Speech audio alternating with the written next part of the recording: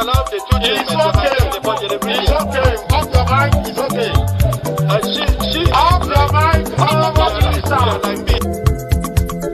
Chai! Now wow, people wey suppose talk truth to power don't off mic. And if we talk, now 500,000 they go summer us, call them hate speech. But fear not, Maiyegun don't come. Him go torchlight every corner, nooks and cranny of all these bad people where they spoil our country.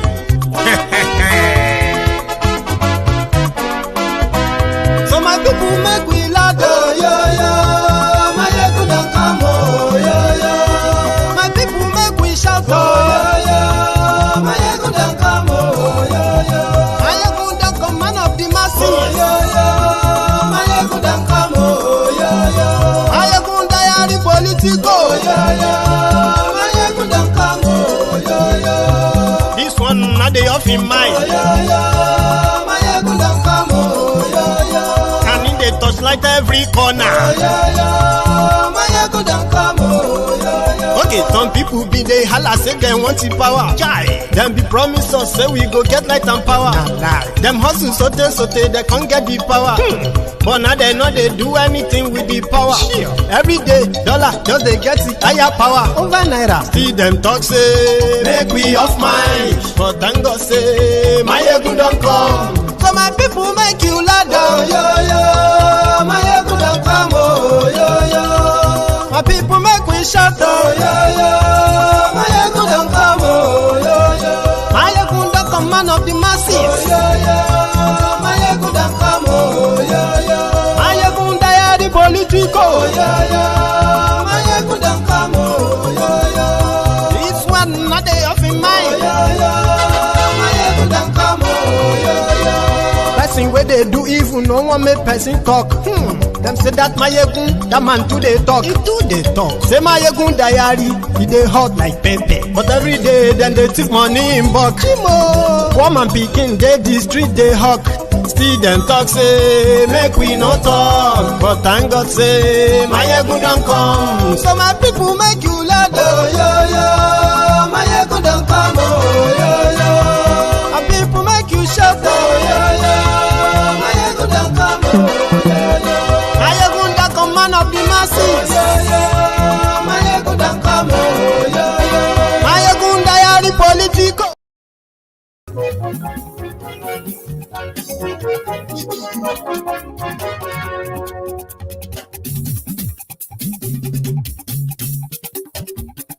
Hello there. Maiyegun làwa mọ̀ làmọ̀ tó dòdòdò. Maiyegun diary, Maiyegun number one. Maiyegun làwa mọ̀. Good morning to you, good afternoon to you, and good evening to you from wherever you are watching from. This is Maiyegun Live. Lórí Facebook, lórí YouTube. Maiyegun diary, Maiyegun number one. Gbogbo bó ṣe ń lọ ni Maiyegun já wa sí. Maiyegun diary, Maiyegun number one. Àṣírí ọ̀jẹ̀lú kì í bò níbẹ̀ o. Maiyegun diary. Thank you so much for joining me from wherever you are watching from, right?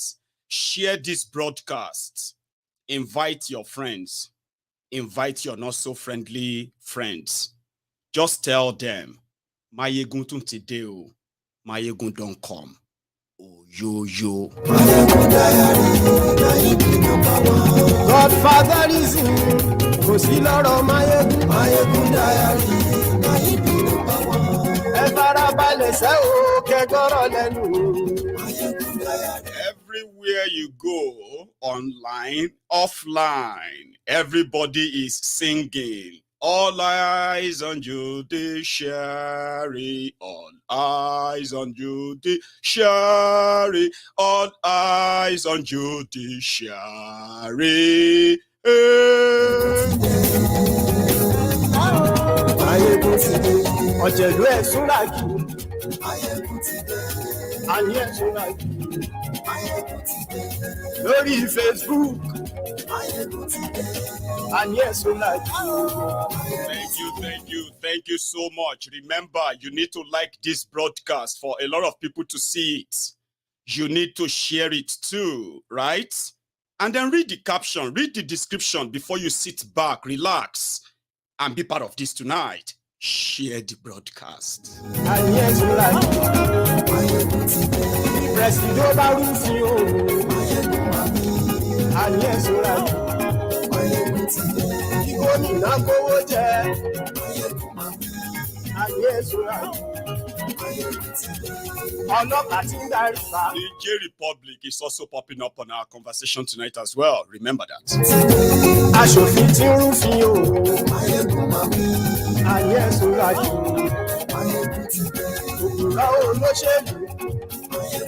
And for those who believe that I don't have good news about Nigeria, I have one, at least tonight. Tinubu is going to employ 10,000 youth and train them to be skaters. You will be paid. Okay, but today.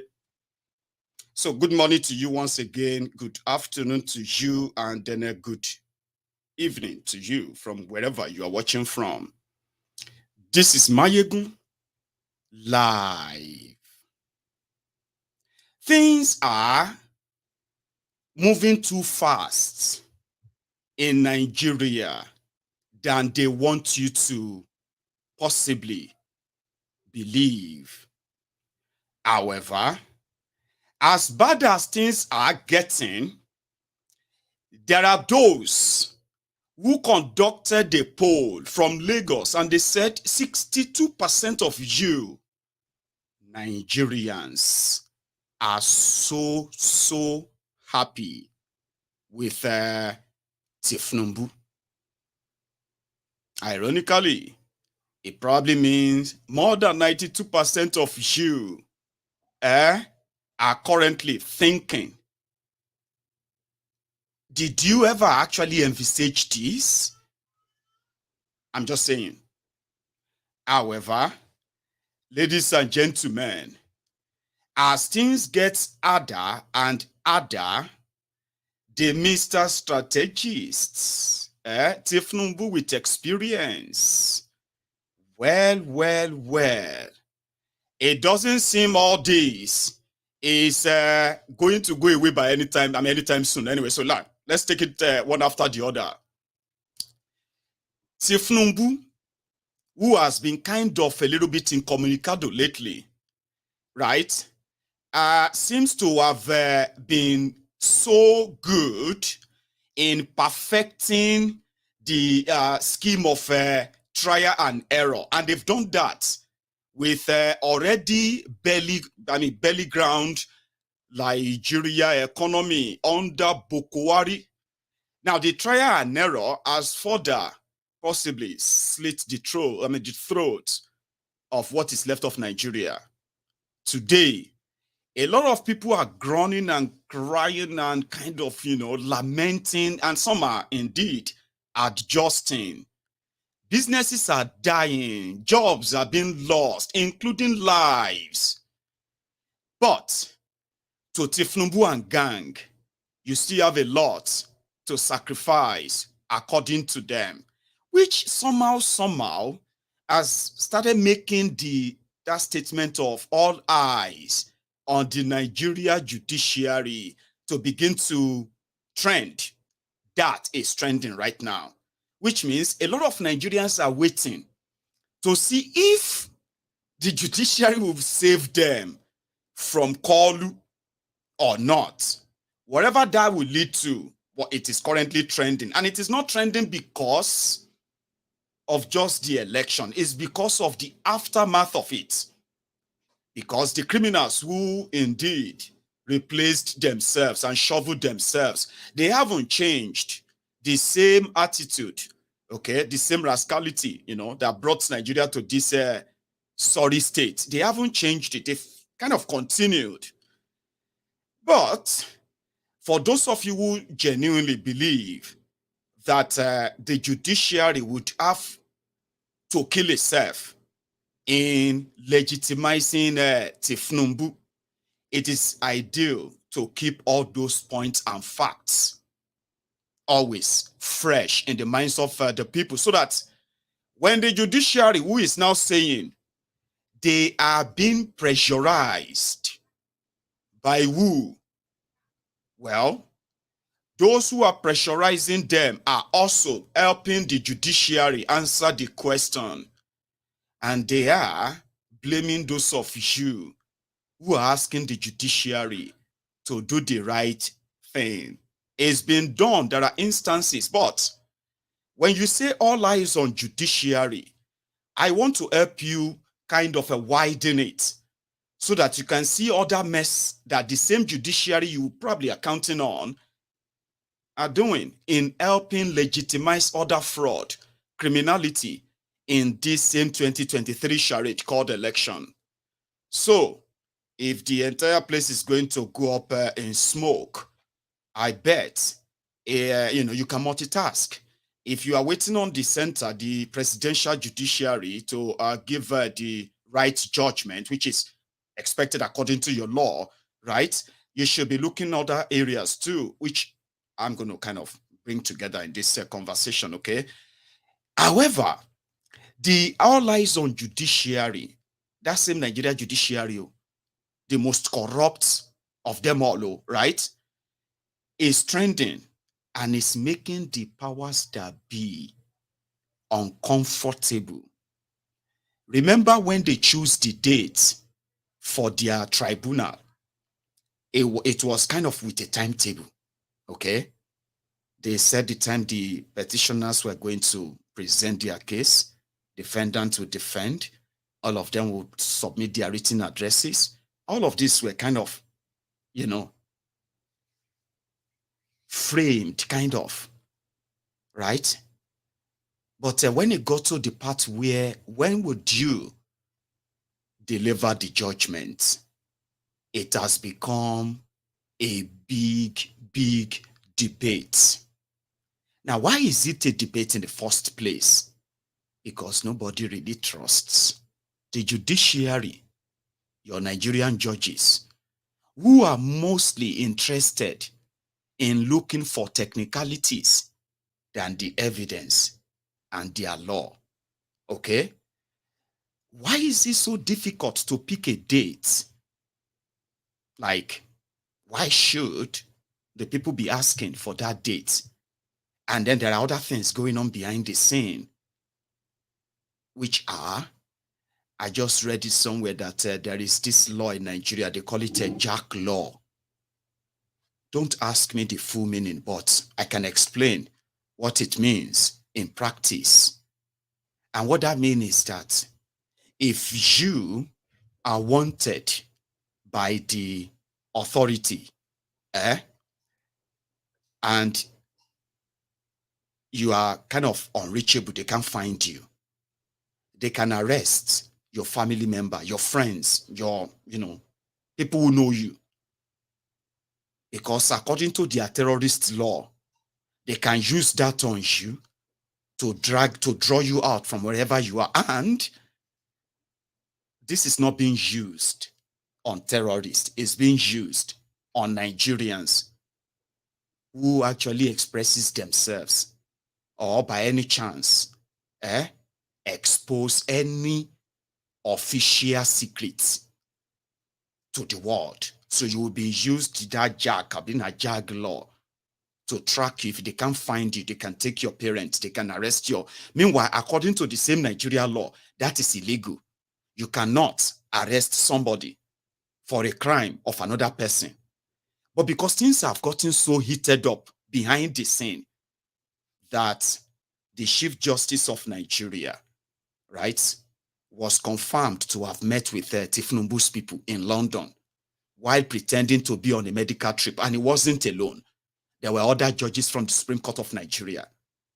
Now, when that rumor broke out, it started as a rumor, right? When it won't go away, more and more and more and more evidence started coming out. They came out to deny it and said the Chief Justice only went for medical treatment abroad. So what about the pack of other passport that he was carrying the judges, when they released their names, they are members of the Nigeria Supreme Court. What followed was the PR for the Chief Justice, okay, to make it look like some people are targeting him, okay, like some people are trying to discredit him because they don't love Nigeria. So at the end of the day, after issuing a disclaimer, they had to issue a warning. That's the first one. There are reports that Tinubu, Ople Dinjofimo, with a wiki of Rivers, they have, including the DSS director, they have met with, they had a meeting where they were sent to the judges of the tribunal with all of the compromise they have on them by threatening them, intimidating them, and telling them that they shouldn't be pressurized because it's called pressure. Asking them to do the right thing is called pressure. Okay? So, the real pressure is coming from the man who actually submitted forged school certificates, forged birth certificates, and then lied about them in the same document he submitted to the same security agent in Nigeria for vetting. Okay? The same person who has a case in the United States of America, a case that borders on drug trafficking, heroin trafficking. They forfeiture that they didn't deny, but they said it's been for a long time. At least he didn't go to jail. So therefore, all the person with all of these baggages, is the one with real pressure. Because if they have to do the right thing, like how they removed the NNPP House of Rep member from Kano few days ago because of forging school certificates, primary school certificates. The tribunal removed him in Kano. Tinubu forged birth certificates, forged the school certificates. I mean, take a look at this. This was what Tinubu submitted, right, to INEC. It's fake. Do you understand? It is fake. Because from the same institution, this is what their certificate actually looks like. So all of this evidence are with the tribunal. I beg, who is pressuring the judges? Or who should be, or who would be pressuring the judges in this instance? So there are evidence of that. They came out, they denied it. There are also the reports that Fashola Werewike is the wife of Odili, and the rest of them are also doing another round on the same tribunal judges. In fact, they were writing the judgment. Now, first, they denied it. Second, they started going after everybody, talking about the judges to do the right thing or not. It's fake news, according to them, right? But they went as far as looking for the family members of the people that shared the same reports published by majority of Nigerian media. It's like me coming here now and put a header and say, Fashola Werewike are writing the Supreme Court, the court judgment right now. And then, quote and unquote, right? And I say media or Uche or Abdullahi or Adewale. Then I wanted to talk about it based on whatever they presented. And then the next thing, they start picking up my families in Nigeria. Why are they triggered? Who is under pressure and who is pressuring who? There are many, many instances of forgery that if they have to follow their law, the case is like concluded. When they said they should disqualify him, it's based on your law. It's not based on just because you think they lost election. Tinubu didn't win any election. I'm not saying you didn't vote for him. I'm not saying that at least some of you actually killed people for him. Even in Lagos State, where you brought out Oro, you brought out Oro, you brought out Diagbero, you brought out all of these people, the military and the police, they are there for you. Even INEC to change the result for you. But yet you got beaten blue-black in that same Lagos. Completely rejected. So I'm not saying you didn't vote for him. I'm not saying people didn't. What I'm saying is that he never won any election. Ever. Because there's no any evidence. Anyway, so who is under pressure? Who is not? Jide Sanwo-Iku, Ade Gator, Ade Pointer, Governor Pointer and Kill of Lagos is also facing similar thing. Forgery, left, right, and center. I'll tell you about that one in Lagos. Before we come back to this, all eyes on judges, all eyes on judiciary. We are coming to that. Right? Sanwo-Iku that managed to get under the radar in Lagos. You know, he's my own brother from Ijebu. He's not from Lagos State. I mean, do I need to remind you of that, right? Sanwo-Iku is from Ijebu Ife in Ijebu. However, his parents, who were in Lagos, born in Lagos, raised in Lagos or whatever, we don't know what happened. Sanwo-Iku used a forged primary school certificate from from Ijebu Ife. So when they went back to his school for the first time, you know, he's been a first-time governor already. Now, second time it is. Apart from rigging parts or the figures, numbers, no, they had up. Leave that one. That one is the voting, Abi. We are talking about criminals hiding under the radar until someone somewhere decided to open everything up. And it became a thing. You know what they said? They had to go to Ijebu Ife. It's like me who went to Dogbolu Muslim primary school, Dogbolu. And you can't go to the same Muslim primary school. My name is not there. Or I tell you that I went to Odogbolu Grammar School. These are like primary, secondary education that are so available in Yoruba land until these guys decided to make it a luxury for our people. When I was growing up, primary, secondary school is like it's always there. Standard. There's no private school that you have today that you have to send your children to where they are drawing on the wall, on the fence of school, to A for apple, B for no. Proper schools. Yeah, we have our kindergarten, what you could later call kindergarten, KG. Now, Jelio Simi with a column for Yoruba land that time. I don't know what they call it in your own language, by the way. Jackie Leo Simi, you know, just go somewhere like a creche, like daycare. So how could you miss that? How could you even forge that certificate? So that one is happening in Lagos right now. Not just that, the deputy, that one had American citizenship. There's nothing wrong in having dual citizenship according to Nigeria law. Don't get me wrong, their law allow you to have dual citizenship or how many citizenship you want to have. And you can become anything you want to become in Nigeria with your citizenship of any country, but Nigeria president. That one, they believe that you must renounce dual citizenship. Leave them. If you want to be president of Nigeria, you have to drop them. And you have to publicly renounce them. But Nigeria is a criminal or crime scene.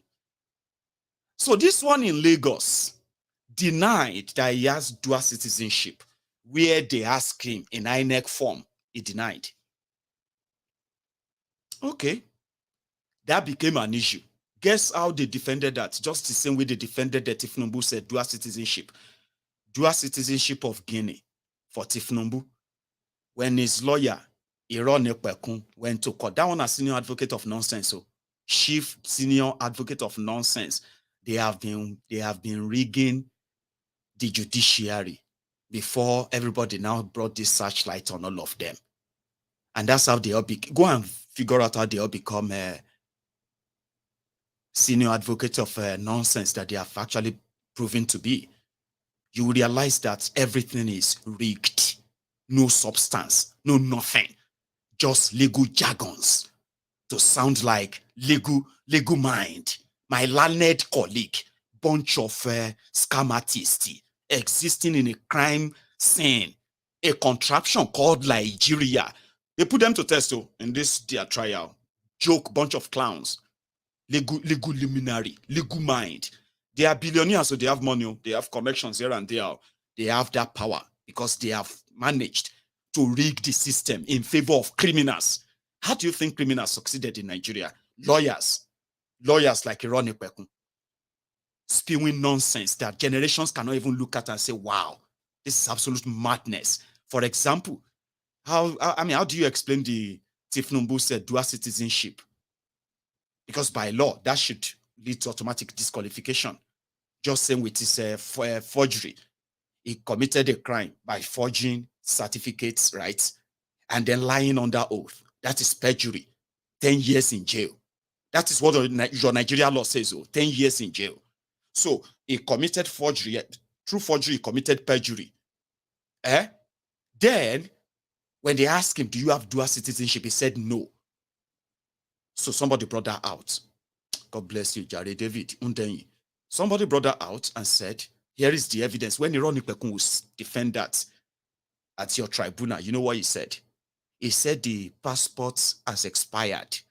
Therefore, Tinubu said Guinean citizenship has also expired. Learned senior advocate of nonsense. So in Nigeria, in Lagos, the same Ironi Pekun defending Amzat, you know what he said?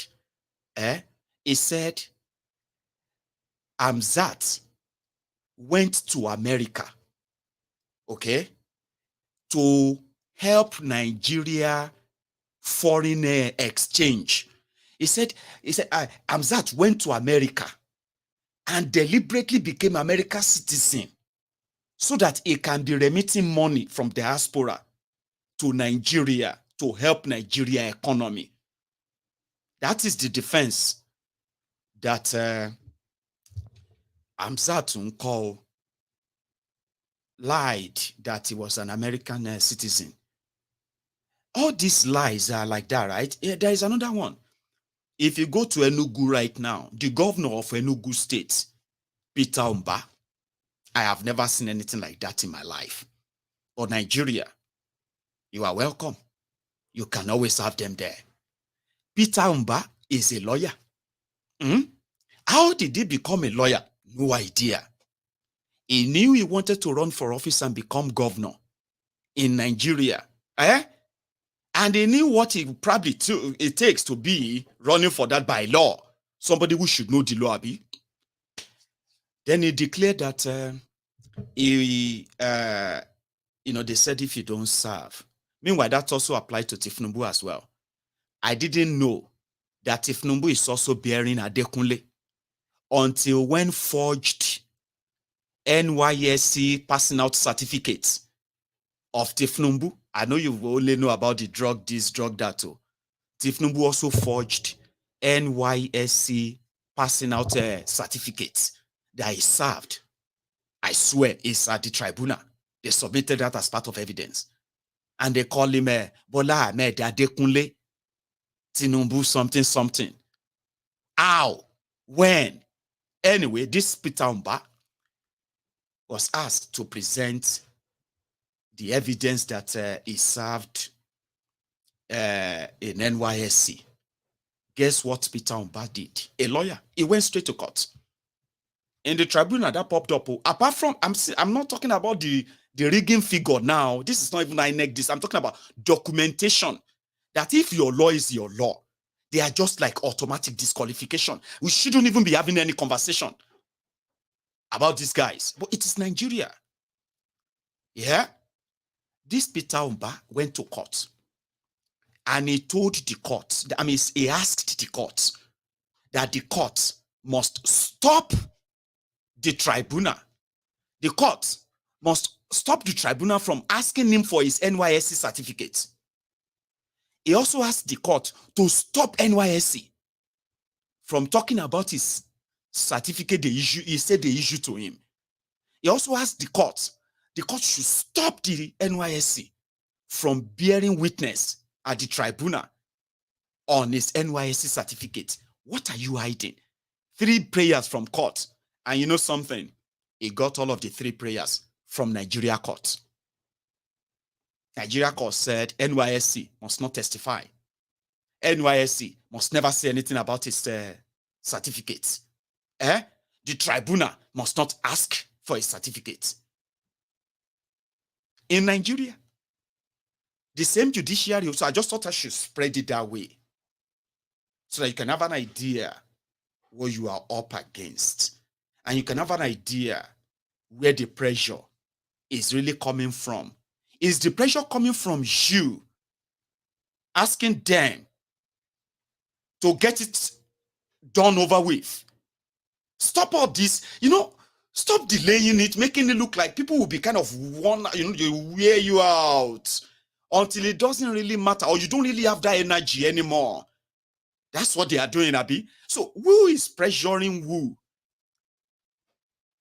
The tribunal judges that sat through all of the whole thing. So it's going to take them longer time to think about what is right than when listening to all of the evidence. Like, I don't understand. Who are they talking to? So if there's any pressure, is that pressure coming from you asking them to get it and done over with? Tell us the date and come and deliver whatever you want to deliver so we will know what is next. Is that you? Or the people that are asking them to hold on? I mean, who are they holding on to? Who are they? I mean, I don't know how it works, but they are saying that you are pressuring the judges. You are saying a lot of things. And at this point, they will use that their jack law on you. Every time you push about judiciary, all eyes on judiciary, and every other thing you cook out there, whether them be truth, whether them be lies, you will be treated as terrorists until when they are comfortable of making the announcement. And same thing goes for the Supreme Court. The whole thing will be dragged until Tinubu is celebrating 1 year in office. And as usual, they were already telling you, move on, election is over. Of course, election was over. But the consequences of what happened is now biting every one of you so hard. Now everybody, they cry. Stop telling people that they will cry for 7 years. They will cry for 7 years, 10 months. Baba, the worst type of cry, you see people who cry out. That's what I learned too, okay? It's very healthy, okay? If you feel sad, if you feel disappointed, heartbroken, sure you get that it got you to that stage of being teary or cry, like shake. It is very healthy to cry out. Speak it out. Let it out. Let everything out. If you have to cry and not do that, it is very healthy. You know what is not healthy? Living in denial. You know that one? It is the silent killer. Living in denial when you know what has changed or what is changing or what you are going through. Or you are putting up a smile anyway. Not just that, you are even saying those who are crying, they will cry forever because things are getting better. Living in denial is like somebody with the bottle in own pain, his own cry, bottling it. It is a silent killer. It is worse. And people should feel sorry for you when you say that. You will cry for another 5 years. You will cry for another 10 years. Really? It is healthy to speak out and let it out. And sincerely speaking, majority of those who are speaking out are kind of better off. I'll tell you. A lot of people, whether they are in Nigeria or not in Nigeria, right? They have never expected anything from the same rogues that looted and depleted Nigeria to what Nigeria has become. So they are not expecting anything. Which means when all this starts happening, or when they started happening, you know what happened? A lot of people were able to kind of adjust, manage through, and being kind of finding their means. Those who couldn't are kind of getting out of Nigeria because they can get out of Nigeria. Do you understand what I mean? But those of you who had this audacity of hope in empty people, in kleptomaniacs. You are those who are suffering. You are not just speaking out. May I tell you? When you were ready to kill, when you are shouting your Yoruba Ronu, when you are doing your Muslim, religious this and that, did you ever think things are going to get this bad? Did you? Tell me. Be honest. A lot of you said you thought Buhari was the problem. And that was why you decided to go that dark because of this call. A lot of you went so dark to so many dark places, to that darkest places. There are some of you probably never saw yourself becoming this dark-hearted because you thought Buhari was the problem. He was the one who just doesn't listen. He was the one who was so clueless. Tinubu built Lagos. Tinubu built people. You were living in denial. In a real denial. And because of that, you went dark on your fellow suffering Nigerians. You were all suffering under Buhari APC. Or you thought Buhari was the problem. Did you ever tell yourself the truth? I knew he would remove subsidy. Okay.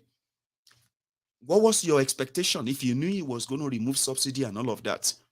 Because he had the political way to do it. He's the one who can. Now, did you envisage this mess? Did you? And it is going to get worse. Oh my, worse. It is not a cause. It's going to get worse. Because these guys have no idea of how to build the country. They are like these baboons. Look at them. They hijacked a car. Yeah? A nice car. But the problem right now is they can't drive it. So you see this picture depicts what Nigeria has become under these criminals. Right? They hijacked Nigeria. Yeah? Like a car. But the problem right now is to drive it. They can't. Do you see why I said it's going to get worse? I can further explain this through the real life happenings under them. So when you build hope that they are going to invest in electricity, invest in infrastructure, invest in manufacturing, help industry to create jobs, good paying jobs, improve the strength of the naira against other currencies around the world, improve the lives of Nigerians. I'm just like, what are you talking about? What are you talking about? With these guys, same ones, same one that he built Lagos. When Fashola chased people for Oshodi, it was like the 10th wonder of the world. Have you forgotten? He built Lagos, he will build Nigeria. From what? From clay and water. I don't know. So do you see why some of us are not really in any way disappointed? Because we don't expect anything from them.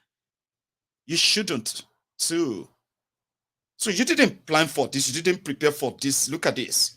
Came so early. So what has changed? Nothing. Nothing has changed. The poor keeps getting poorer because by design, that is how it's going to be. The thieves getting richer and richer by design. That is how it is expected to be. So where is that hope coming from? From your deluded mind, believing that those who helped Bukwari destroy Nigeria, they will suddenly make Nigeria better. I don't get that. Let's roll it back a bit. When Obasanjo became president of Nigeria, at the time, well, Nigeria was almost ground zero, if not ground zero. And then came Yaradua. Numbers don't lie. Deficit on their budget, GDP growth rate. And then came Jonathan. And look at all of them. The whole thing started depreciating under Jonathan. Then the disaster came in. Bukwari from 2015. Same thing on their budget deficit where they were borrowing to spend, not borrowing to invest and improve the value of that loans, right? These are graphics. So if you don't understand graphic and all that, no worry. Just a look at like that. As you do your screen like that, just a look at. You will understand it very soon. Okay? So here is, okay, let's actually bring together the ones that are close by at the time. Jonathan. But before Jonathan, this guy. When it comes under debts to be stolen or debts to be invested, and what impact did those have on Nigeria until you got to this stage? Then Jonathan came. He made so much money. He was still able to kind of keep the debt of Nigeria at the time around $7 billion. Then the disaster came in. Bukwari, APC, Egbekegbe, and boom, boom, boom, boom, boom, boom, boom, boom. Everywhere, stew. Everywhere, red. Because the thieves were in charge. The repercussion of that, by using the same graphic, is old, not new one. So you come by this. The effect of all of this on Nigerian, what have you, as well as, you know, how they took care of themselves and how things got out of hand from those who came to save Nigeria. Thieves can't save anybody. It's just not possible, okay? But let's go take a look at the effects. So afterward, what did you get? Unemployment too, exchange rate too, price per fuel, inflation, and all of that, which are direct impact on the rest of you, the rest of us, by the way, because now everybody, they collect, except if you're also living in denial, like some of these loonies. Anyway, all eyes on judiciary. People started making statements with them, you know, like printing T-shirts,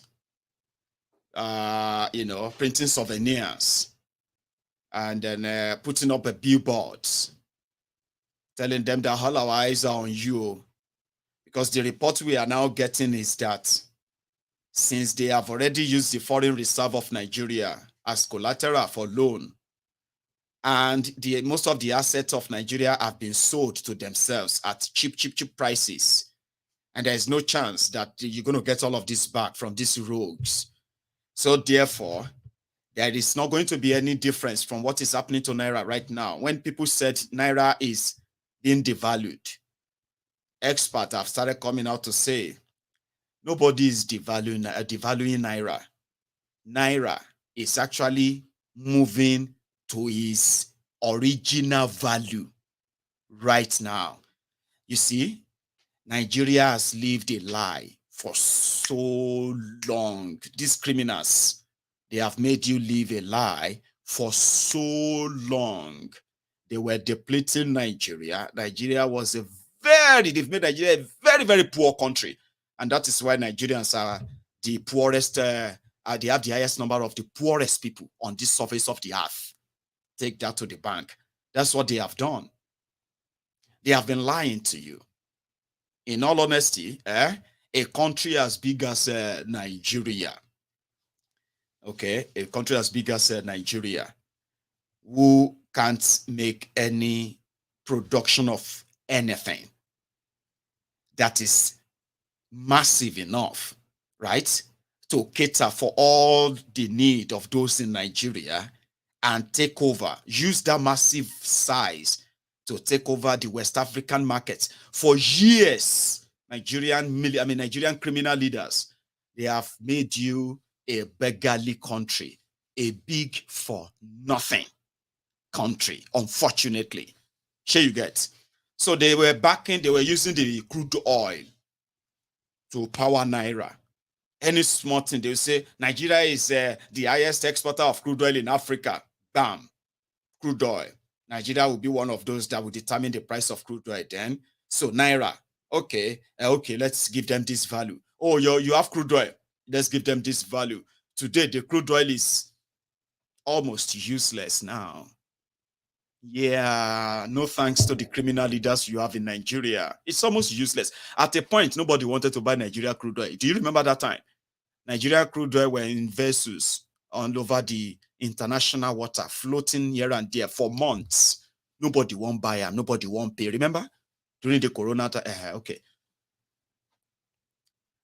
So when the crude oil was no longer bringing the what have you anymore, what happened? Naira started nosediving. The criminals who didn't invest in the local industry or anything at all, no manufacturing, no nothing, that they invested hugely and massively in and patronized.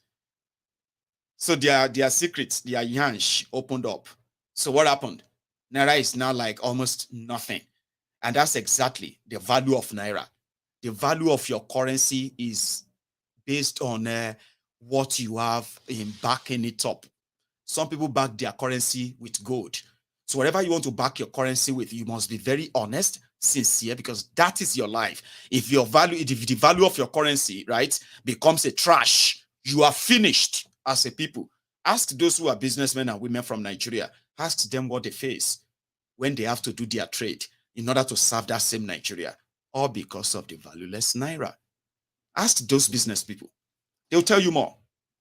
So when you see those who have gold, when they want to back their currency of their country with gold, that gold, they make sure that it is not for all Tom, Dick, and Harry. It is not for compensation of family of anybody.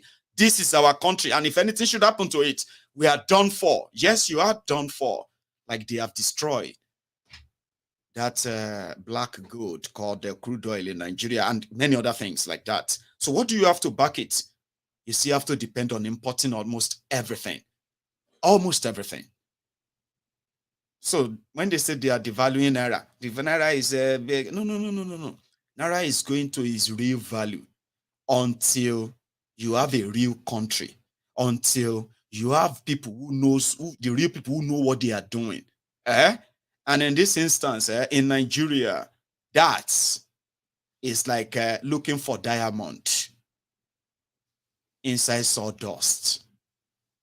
Except somebody keep it there, you will never find one. You know what I mean? Except somebody keep it there, right? Maybe you could, maybe you will never. Because the sawdust are the criminals who have polluted the entire space. Okay? So when people were like, all eyes on judiciary, I'm like, your judiciary are so here, they are same humans, right? And if I am very much honest with myself, the ideal thing I can tell you is, okay, you should manage your expectation so that it doesn't sound like, what are you saying? Because people are taking it serious for real, right? They are pasting, like I said, they are printing share, they are printing souvenirs, telling people who cares to listen. At some point, they are like doing some small rallies to say, all eyes on judiciary or else we are dead in the hands of this guy. So, and they are responding too. Somebody put this up somewhere, I think it was in Abuja or so. Another person put this up, I think somewhere in Abuja, but they couldn't take this. So they have started taking down all of this billboard. Like I said, when they see you share this, you are considered as somebody who is trying to intimidate the judges. So the judges should just give you the date for your judgment. And I think with that, maybe this whole thing, I don't know, right? So others, for example, they saw this flag boy in Abuja, and it was all about all eyes on judiciary, all eyes on judiciary, everywhere you turn to, right? Yeah. Yeah, right now on the street of Abuja.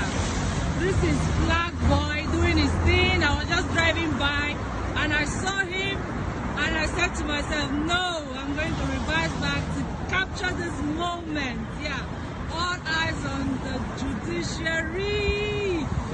All eyes on the judiciary. Give me the other one. Give me the other one already. I love this vibe. Yes, that's the spirit. That's the spirit. That's the spirit. Well done, well done, well done. Give me the way, dude. Give me the way. Give me the way. Give me the way.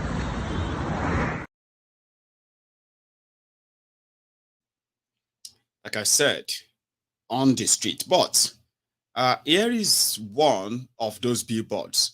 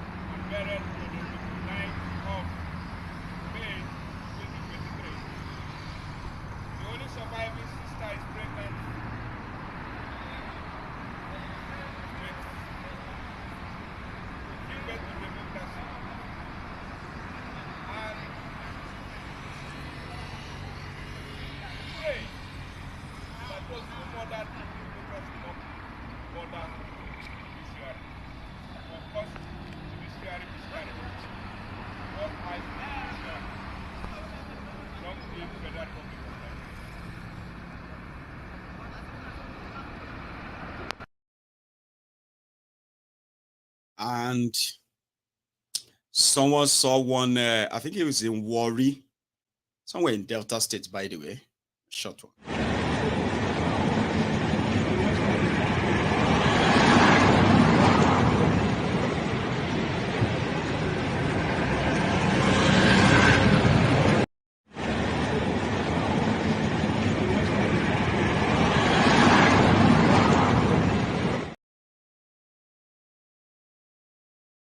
So, all eyes on judiciary, as they say. But I'm going to hold on that, all right?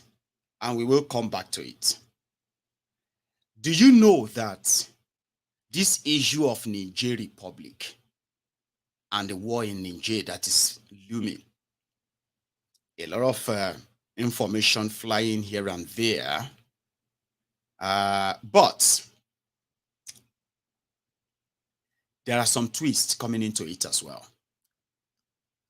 The other day, I think I shared with you the protest in Kano and in Katsina against the ECOWAS invasion of Niger.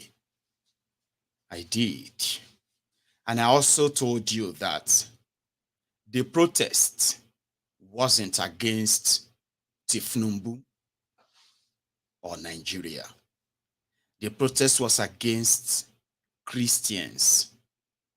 Yes, Christians. They believe that Christians are those who are asking for ECOWAS to invade Niger. But they are not stopping there. They are also now accusing the man that they said is from the southern Kaduna, chief of a general staff, or is it chief of army staff? Anyway, their imams and all of them are beginning to spread that misinformation, which they believe if a Niger Republic is attacked, the Christian community in northern Nigeria should not go to sleep. They will be attacked too, because they know that the man, they are saying it, they said they know the man that is leading ECOWAS to attack Niger Republic is the newly appointed Southern Kaduna general, which is not true. However, I may not understand Hausa. If you understand Hausa, do us a favor. Drop the summary of what you are about to watch. Help me drop that in the comments. I'll come back and tell you what I know he said. Tun daga kan shugaban ƙasa zuwa ƙasa, wallahi billahi duk wanda ya kuskure wallahi za mu fito mu gaya masa. Allahu akbar. Ba wani mutumin da muke shayi ko shakka. Amma Muhammad sallallahu alaihi wa sallam ya ce, "Idzal taqal muslimani bi sayfayhima al-qatil wal maqtul fi an-nar." Idan musulmi guda biyu suka yaƙe ƙeniya tsakaninsu da takubba da makamai, da wanda ya kashe da wanda aka kashe duka za a sa su wuta. Sai mai tambaya ya ce, "Ya Rasulallahi, haza huwa al-qatilu, wa ma balul maqtul?" Ya Rasulallahi, wannan fa shi ya kashe, to me yayi laifin wanda aka kashe? Manzon Allah ya ce, "Fa innahu harithun ala qatl sahibihi." Ai shi ma din yayi kwadayin da ya samu damar shi zai kashe wancan, damar ce bai samu ba shi aka kashe. To mu musulmi hatta yanda ake rabon fada sai da alqur'ani ya koya mana. Allah ya ce wa in da'ifatani minal mu'minina tatalu. Idan bangarorin musulmi biyu suka yaƙe keniya, wannan ya yaƙi wannan, wannan ya yaƙi wannan. To sai Allah ya ce to a samu wasu waɗanda ba su cikin yaƙin. Bari in kwatanta da ECOWAS. Boko. To ce ECOWAS don iyayenki ga umarnin Allah. Allahu Akbar. Allah ya ce wa in da'ifatani minal mu'minina tatalu fa aslihu bainahuma, ku yi sulhu tsakaninsu.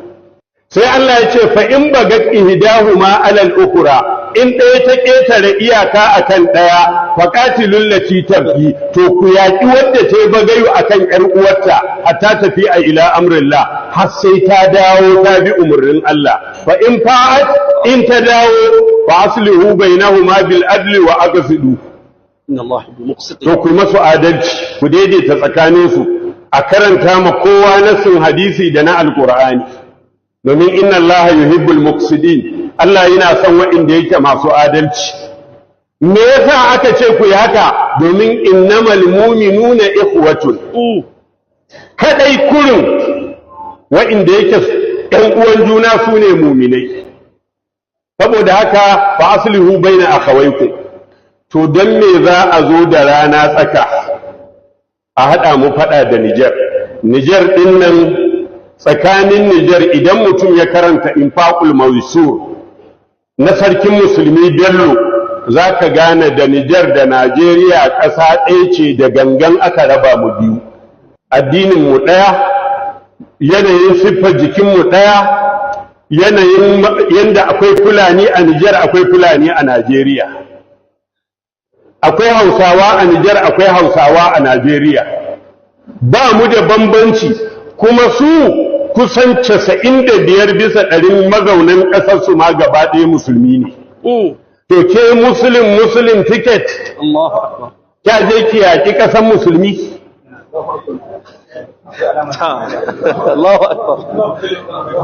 Wani irin ɗabi'a ne wannan? Wani irin musulunci ne wannan? In ga cikinmu nan gurin, ina koran tsuwa ne da Allah ba zan kafara ba, akwai DSS a cikinmu, jami'an tsaron da suke ɗaukar rahoto su kai ma gwamnati.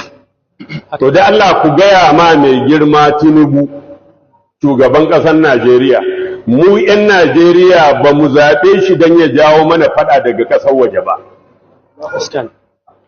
cewa akwai abubuwa guda 5 wanda aka ce shugaba ya karewa al'ummarsa. Na ɗaya ya kare masu mutuncinsu tun daga zagi ko duka ko zunguri ko wani abu mai kama da wannan. Na biyu ya kare masu dukiyarsu da ɓarawan zaune da na tsaye da mai haɗa satar ka yaƙe shi. Na uku ka tsarewa mutane hankalinsu. Na hudu ka tsarewa mutane nasabarsu. Na 5 ka tsarewa mutane addininsu. Cikin abin da aka lissafa ɗin nan ina magana jawo faɗa tsakaninmu da wata ƙasa. Mu babu wani mutumin da za mu goyi baya ya zo ya wargaza arewan nan da su Saddauna suka yi ɗawainiyar kafa. And whatever other jargons he had to say, I just want it to be on record, okay? So, they are not blaming the government of Nigeria that is behind the invasion of Niger. They are blaming Christians who want to go there and kill Hausawa, kill Musa, kill Fulani. Meanwhile, the Hausas are in Niger, Hausas are in Nigeria, Fulanis are in Niger, Fulanis are in Nigeria. So, those who are sending ECOWAS, Christians who are sending ECOWAS to go and kill Muslims, they should think twice. They should think twice. Because it's like going to go and kill our brothers in Niger. So definitely, we are not going to let that happen. And I think that's why they send them as delegation to Niamey. And that was the beginning of the rumor that the junta in Niger, they are now ready for negotiation. You've read that about, you've read about that in the papers, Abi, online. Yeah, the breaking news. Niger junta are now ready for negotiation, for dialogue. Now, those are fast. Some of them, they send them to Niamey. Okay? And they met with the junta head and the junta themselves, like they had a meeting and all of that stuff. But there was never anything called negotiation or dialogue. Nothing like that. But I understand that with the tension that is rising, especially outside Niger, that kind of message can kind of like go down and be like, okay, yeah, negotiate for what? That they are going to return the removed president back to power? Or what negotiation or what? But you see, karma, some people who kind of love karma, they will tell you, they will say, oh, karma na beach. It go serve everybody according to your deed. Anyway, it doesn't kind of play out that way, just like that, okay? But in this instance, right, just early this year, the man they removed in Niger that is about to cause war now, Bazoum Abinkon, he was a lover of coup. He was a lover of coup. Remember that Chad president who was a coup leader in Chad? That man that led his, remember him, that led his people, the soldiers into Nigeria chasing Boko Haram. Then he died in one of those fights. His son took over in another coup. He upstaged all the generals and he made himself president. That's it. The one that they removed in Niger, he was the president who actually carried out a civilian coup few months before he made this video. It was with Talon. I said Talon. It was with Macron in Spain, and he was singing the praises of what do you call it? Of the Chad coup. There's that clip again. Hang on, yeah, I found it. Le pays était agressé de l'extérieur, on le sait. Et n'étant pas sûr de la cohésion de l'armée, de l'état de son moral, de ses capacités à faire face à cette situation, si c'est la Constitution dans sa lettre qui devait être appliquée, il y avait des risques que ce pays, qui constitue un pôle de stabilité dans notre zone, bascule aussi dans l'instabilité. Même si nous devrions considérer qu'il s'est agi d'un coup d'État, la raison commande que nous fassions le pari que, à la faveur de cette transition pour laquelle nous avons exprimé notre point de vue et demandé de faire les choses conformément à un certain nombre d'objectifs qui nous ont été promis et sur lesquels nous sommes en train de marcher, qu'on envisage donc une transition qui permette un dialogue et qui fasse en sorte que le Tchad ait peut-être un nouveau départ. C'est le pari que nous avons fait pour la stabilité de notre région. Nous aurions pu être très à l'aise pour dire que c'est un coup d'État, nous le condamnons, et après, qui va faire face aux colonnes des rebelles?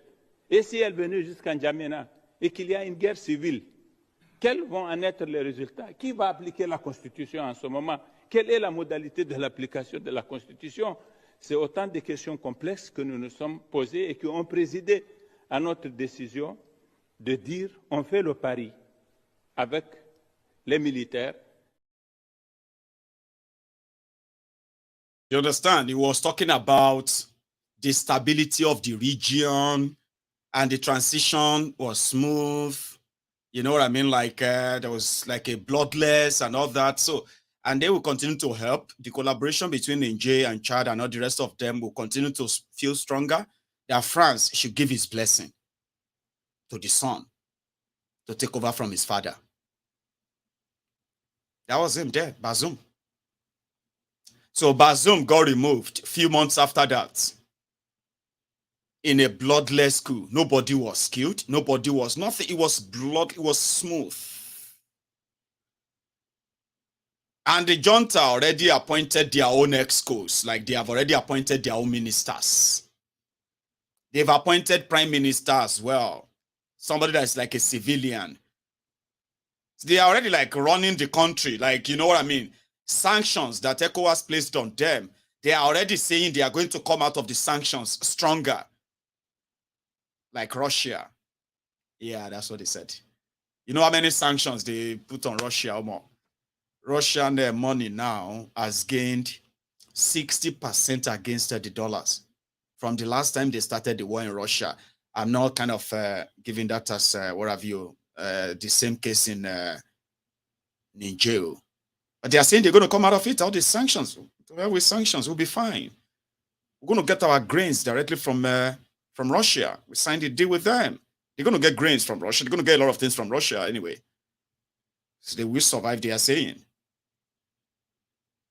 Oh, you see this guy, Bazoum? We have a reason to charge him for high treason.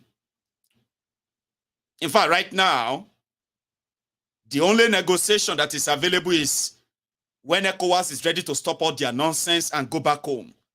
That's the only negotiation that is available because right now, it has become the mandate of the junta in Niger to try the former president. But where did the rumor of they want to negotiate, I mean, they want to dialogue came from? I told you, it came from all of these northern clerics who went to Niger and they met with the junta.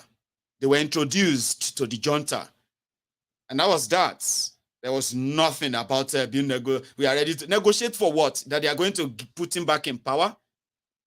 But that was yesterday. So today, they already announced that they're going to try him for treason. Himself, member of his government, member of his family. And if they are found guilty, now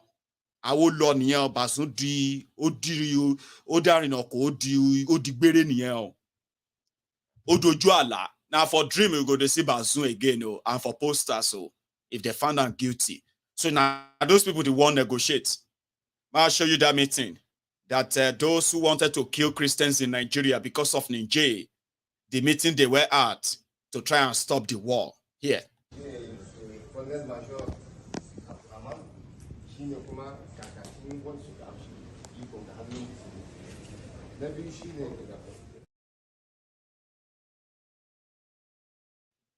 Sorry, guys, there's one more thing I want to add before I play you that clip. Somebody told me and said, one political mistake that Tinubu is making or has made is that being the one to help put together the ECOWAS that they want to attack Niger. That if Tinubu meets Niger people, they will bring in interpreters to speak to them. When people from France come to Niger, they will speak French. When Tinubu and gangs send people to Niger, they will speak English, or those who can speak French and all that. But when these guys, Islamic North of Nigeria, the Nigerian of what is part of Nigeria, the Sharia North, when they meet their brothers in Niger, are the same language that they speak. Hausa. Let's go back to that meeting.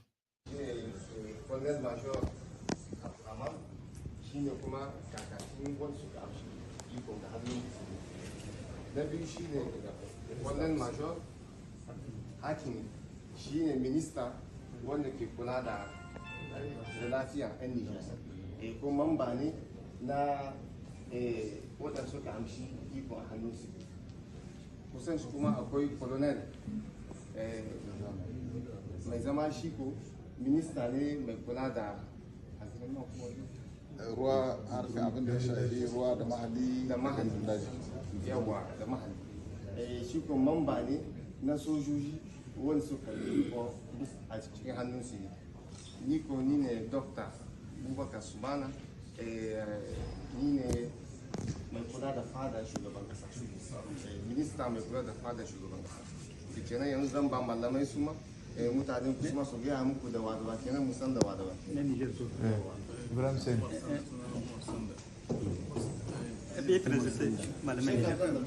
Ibrahim.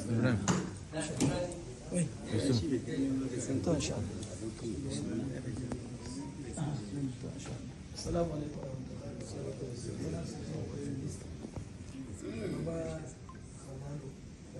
Malamanmu wanda suka zo daga Najeriya sunan kungiyoyin musulunci ne Nijar, muna muku marhaba, sannan ku da zuwa, Allah ya biya.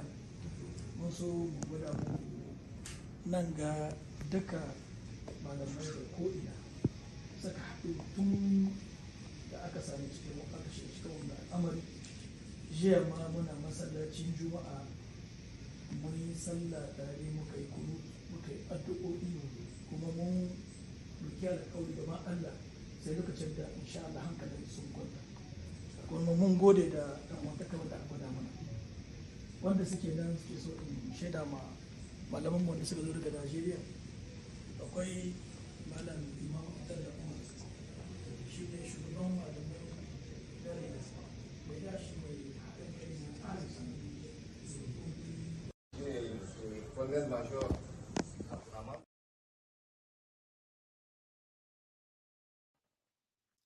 After the meeting and they returned back to Nigeria, they told their friends there that they were ready to dialogue, whatever that means. Because few hours after that, they made this announcement. Good enough, I found someone who subtitled it. Okay, no dispute. Let me take this one. I'll take the cover off, and then you can watch this. They said they are going to prosecute Bazoum, and among other things they had to say. And this doesn't look like people who are saying they want to negotiate, when we all know that the reason why the ECOWAS is about to attack Niger, invade Niger, is because they want to reinstall democracy, which is they want to return that Bazoum back to power. And the junta says they are going to try him for treason. Treason is like crime against your country and is death. If you're found guilty, you'll be killed. So does that look like people who wanted to negotiate, or they just want to hide the stake so that these people can get sense before? I don't know, but listen to this. Les transitions tiennent à informer l'opinion publique nationale et internationale que depuis les événements du 26 juillet 2023, des allégations des plus fantaisistes et mensongères sont véhiculées par certains lobbies en relation avec des responsables politiques ouest-africains au plus haut niveau et de leurs mentors internationaux. Le CNSP et le gouvernement de transition dénoncent avec force la campagne d'intoxication et de désinformation ainsi entretenus à dessein pour le seul intérêt d'un individu et de son clan. Ce, dans le but de discréditer les autorités nigériennes de transition et faire échouer toute solution négociée de sortie de crise afin de mieux justifier une intervention militaire sous-traitée à une puissance étrangère par certains chefs d'État au nom de la CEDEAO. Les autorités nigériennes de transition regrettent cette attitude d'une certaine communauté internationale qui consiste à manifester sa solidarité vis-à-vis de quelques politiciens du régime dessus et en même temps manquer d'empathie envers les populations nigériennes durement éprouvées par les sanctions illégales, inhumaines et humiliantes de la CEDEAO qui vont jusqu'à priver le pays de produits pharmaceutiques, des denrées alimentaires de première nécessité et de fournitures en courant électrique. Le CNSP et le gouvernement de transition saluent la résilience et la solidarité du peuple nigérien qui fait preuve d'une grande dignité face à cette épreuve, dont il compte tirer toutes les leçons qui s'imposent et en sortir renforcé et grandi. Le CNSP et le gouvernement de transition rassurent les Nigériens que, sur instruction du président du Conseil national pour la sauvegarde de la patrie, chef de l'État, son Excellence le général de brigade Abdourahmane Chani, toutes les dispositions urgentes sont en train d'être prises pour atténuer au maximum l'impact des sanctions de la CEDEAO sur nos vaillantes populations. Enfin, s'agissant des responsables du régime dessus interpellés, le CNSP et le gouvernement de transition réaffirment leur ferme volonté de respecter nos lois et règlements, ainsi que les engagements du Niger en matière de droits de l'homme, et, ce faisant, de les traiter avec humanisme, conformément à nos valeurs traditionnelles et religieuses. En ce qui concerne le cas précis du président déchu, le CNSP et le gouvernement de transition invitent toute personne de bonne volonté, épris de paix et de justice, à s'interroger sur la sincérité de sa prétention à soutenir qu'il est séquestré. Alors même que les militaires n'ont jamais investi sa résidence présidentielle et qu'il dispose encore de tous les moyens de communication. En outre, le CNSP et le gouvernement de transition rappellent que le président déchu reçoit régulièrement la visite de son médecin et que la dernière visite de ce dernier remonte au samedi 12 août 2023 de 11h30 à 15h. Aussi, après cette visite, le médecin n'a soulevé aucun problème quant à l'état de santé du président déchu et des membres de sa famille, tel que d'ailleurs confirmé par un message de l'intéressé à ses proches et aux médias internationaux. En tout état de cause, le gouvernement nigérien a réuni à ce jour les éléments nécessaires de preuve pour poursuivre devant les instances nationales et internationales compétentes le président déchu et ses complices locaux et étrangers pour haute trahison et atteinte à la sûreté intérieure et extérieure du Niger suite à ses échanges avec les nationaux, des chefs d'État étrangers et des responsables d'organisations. You get it? Okay. If you don't get it, forget about it. You get it? Okay. If you don't get it, forget about it. You get it? Okay. If you don't get it,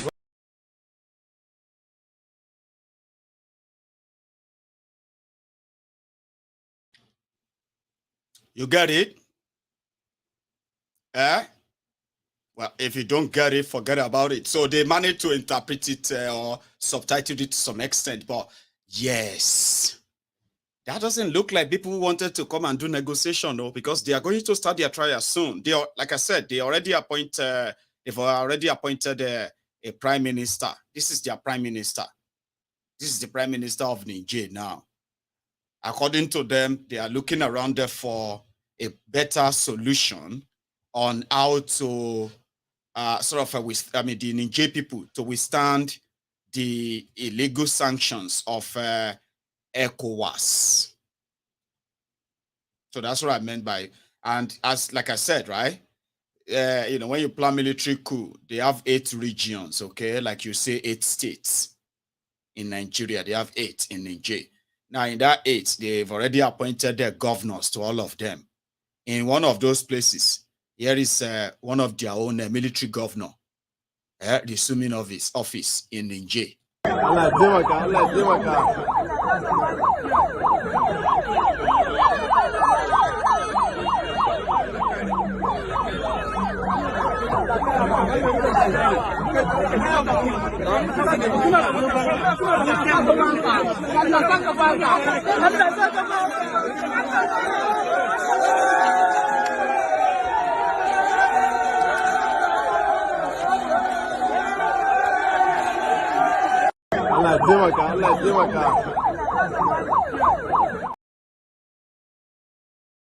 That's them. That's how they welcome their own governor. Yeah, that's a governor of their own region and his team. So to them, it's like, you know what? That's it. Like, it is no longer a coup. It is only a coup if it didn't succeed. The moment it succeeds, right, it becomes a government. Whatever name you want to call it, junta, or because they've already established their own rule, or I mean, their grip on power already. They've taken over everywhere. So who are you removing exactly? Like, how are you gonna, like, you know? Anyway, we'll figure it out in the coming days. So they said that ECOWAS is having a kind of a rethink that maybe with small time, maybe if their own puppet masters are not kind of pulling the string again, that they have to do something. Because from reports, they said the longer this takes, the settled these guys are going to be. That is the message from France, from the US, and then from the rest to all these West African countries, that listen, every day is crucial. This coup took place on the 26th of August. 26th of July. This is 14th of August. It's going to be a month soon. And before you know, it's going to be 2 months. It's going to be 3 months. It's going to be 6 months. You can't take them out anymore. So all this negotiation that you are all talking about, we don't think it's going to work. But that is why people are now saying that, okay, let's see how this plays out. Maybe the junta themselves will have to like mellow down and cut deal as well. We don't know. But as it stands, like you heard from that broadcast, they have people who are willing and ready to support them in defending the fatherland. They call it Niger. Somebody said that the video of that sheikh that I played earlier was not attacking Christians. Of course, he wasn't. Okay. The particular video where this sheikh was indeed mentioning the name of that chief of defense staff or what have you from Kaduna, I couldn't put that up because when I tried to upload that on my Facebook earlier today, I got this mad warning, and I don't want to put that in my main broadcast, by the way. But yeah, a lot of you know that, but you would love to deny. I mean, find something to say, but that's not what he's saying and all of that. But is that what you're saying in the northern Nigeria? That, or is that like, are you kind of publicly rejecting those who publicly displayed that religious, what do you call it? Religious sentiments towards the Niger war? Like, do you deny them? Like, did you come out and make a public denial of them? Anyway, going forward, since the Muslim tickets was used in Nigeria for, according to one of them who now said that their hope has been dashed by Tinubu, another northerner. This man is one of their APC, a Bekegbese member. And he came out and he wrote a letter to Tinubu by kind of telling him that we might have used Muslim ticket for election, just to win election. But it seems that your decisions and your actions since you have been sworn in have been showing that it wasn't just for election. Muslim ticket was just for election. It was for more. I mean, that's a letter from APC, Egbekegbe to Tinubu, that their party chairman, Gandola, a thief, is a Muslim. Their party secretary, Ajibola, what's that one's name? Is also a Muslim. And of course, they have been picking all this from all this decision, and this is from a Muslim North, saying that we can't call ourselves progressives anymore if all these things don't really play out in a country that is as divided as Nigeria. And talking about your decisions as even as the president since you are sworn in, that's coming from one of them. So this woman, you remember, she is not going to let you move on. Like they will say, election is over, move on. You know, they're talking about moving on from your life that they're about to squander. Like, how do you do that? Here is a message. Esther, oh my God, I'm not sure. Somebody has to speak. And if I am the one to speak, I will speak. I'll tell the truth. I fear no man but God. I just want to do truth. I like truth. I have noticed that Nigerians, we have moved on politically. We have moved on. We have accepted what has become. On one side of our mouth, we say we did not want Muslim tickets. We shouted it, we jumped, we said everything. We don't want Muslim ticket. And then on another side of our mouth, we have accepted it and we are going on. So I came to say, no, we can't accept it. This government is still Muslim. And so some of you have just collected it. You are even happy to be, you are wishing that somebody you know will be made ministers. Ministers over what? Ministers over illegality? Ministers over illegality? You saw how these people became, they won, quote and unquote. They didn't win. You saw how, while the thing was being tallied, they had announced, and they said, go to court. So we are in court. Why have you passed? Why have you stopped saying the same thing? Why are we not standing and saying, no, contrary to evidence, we will stand. Contrary to what is being done, we stand on what we believe. The prophecy was that there will be a new Nigeria. Is there a new Nigeria now? Is there a new Nigeria now? Is what we are seeing what we prayed for? No, this is not what we ordered for. The fact that you have stopped praying amazes me. The fact that you have stopped confessing amazes me. Abraham believed to the end. Even as his body was dying, he believed. So they have brought up ministers, they are doing, I still don't believe. I refuse to accept it. I will not accept it. Because that is not what we prayed for. That is not what they promised us. They promised that the result was going to be done a certain way. It came out a certain way. And Christians have accepted it. They are clapping. They are going on as if it's okay. If Muslim ticket was wrong yesterday, it cannot be wrong. It cannot be right today. It will not be right tomorrow.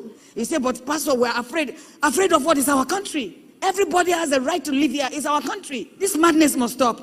What is this? The same old people. Look at the ministers. And we are okay with it as long as one of our person is there. It's not about one of our person. It's the fact that right must be right. We must do the right thing. This kind of governance cannot continue. So we stand rejecting this government. We reject it. We reject the Muslim government. We reject it.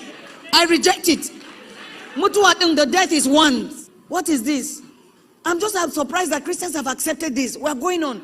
I don't see resistance. I don't see us saying, no, we reject this. And everybody is quiet. I refuse to be quiet. I refuse to be quiet. This is wrong. It was wrong yesterday. It will be wrong tomorrow. As long as it's Muslim ticket. You know, the politicians have studied us. They know us. They will just make noise. They will just make noise. After a while, they will accept it. If we I'm sure they're telling us themselves, let's just hold on. Let's just hold on. They will give up. I pray that this generation doesn't give up. We must not accept this. Don't tell me that they won. What did they win? How did they win? There was no winning. They took it, they grabbed it, and they ran with it. And when somebody takes it and runs, you run after it and collect it. What is that? They took it, they grabbed it, we will collect it back. You say, Pastor, what can we do? We can pray every day. Every day I put my knees on the ground and I say, Father, this government we reject it.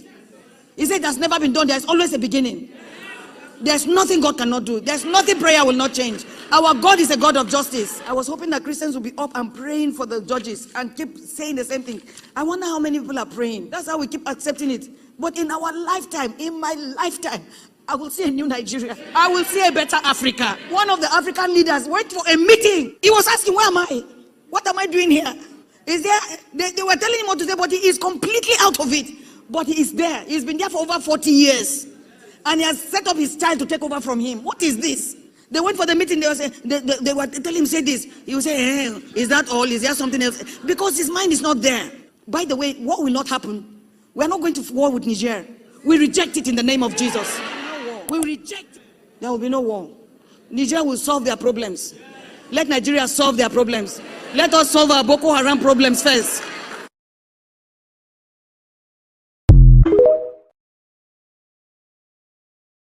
She's gone ballistic in that preaching. I was like, well, I like people who kind of be honest like that. Be honest.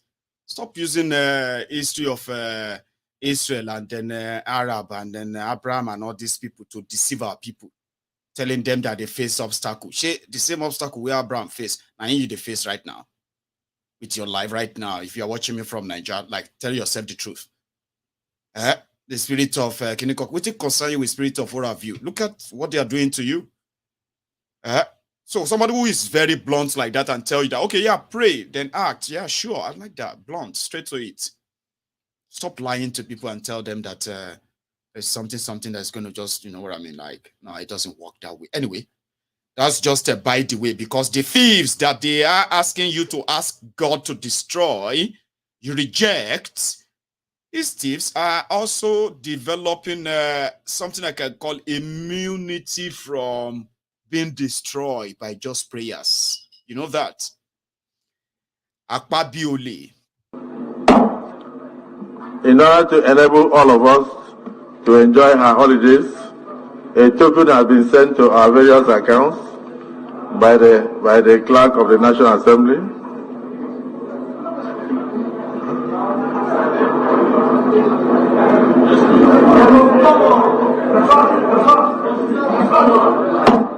I will not. I withdraw that statement. In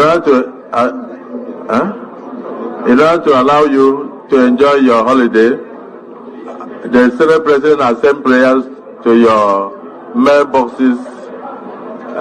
Sent prayers to your mailboxes to assist you to go on a safe journey and return. This Senate. Nigeria is so corrupt, which I regret the day I was born in this country. It's unfair. This is unfair now. This is unfair. Nigeria is so.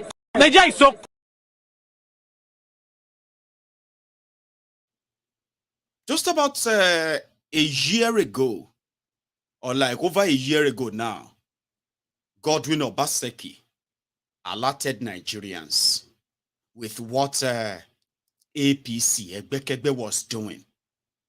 A lot of people who had no clue of this ruin or what it actually means, they defended APC, Egbekegbe. Bokwari left, and left the carcass, left the Korofo for Tifnumbu, but they know born and well to come and tell you the truth that Nakpangolo then carry give me. Even myself no have a clue what to do. They've destroyed Nigeria so terribly bad that they were printing money, Baba, by law. Marshall, by law, for those 8 years, the total money that was supposed to be printed by the Central Bank of Nigeria for the government of Nigeria as a small loan, by law, should be 255 billion naira. 255 billion. That is how much they should have borrowed Nigeria government under Bokwari Central Bank by law. But they breached that law. They buried it. They burnt the law. Emefiole printed 24 trillion naira. 24 trillion for Bokwari. This guy raised the alarm at the time. And the thieves who shared the money are also back. Sharing again. I'm still coming back to you, Akpabiole. Obaseki. The country will go and sleep. At the end of the month, we all just go to Abuja and we collect money and we come back and we spend. My brothers and sisters, I am an economist. I'm an investment banker. We are in trouble. Huge financial trouble. First, what we used to rely on, crude oil. Forget what you are seeing now at $70, $60 a barrel. It is only a mirage. It's only a question of time. Because the major oil companies, Shell, Chevron, who are the ones producing, they are no longer investing as much in oil. Chevron is now one of the world's largest investors in alternative fuel. Shell is pulling out of Nigeria. So in another year or so, where will we find this money that we go to Abuja to share every month? Last month,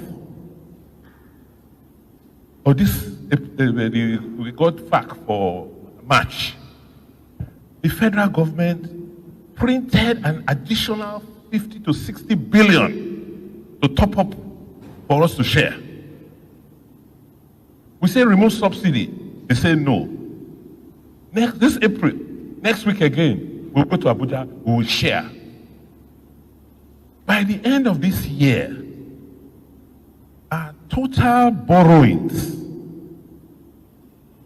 the total we have borrowed is going to be in excess of 15 to 16 trillion. And my worry is that we wake up one day, like Argentina, the Naira will be 1,000, 2,000, it will be moving. Because we don't, you can imagine a family, you don't have money coming in, you're just borrowing and borrowing and borrowing without any means or idea of how to pay back. And nobody is looking at that. Everybody is looking at 2023. The country.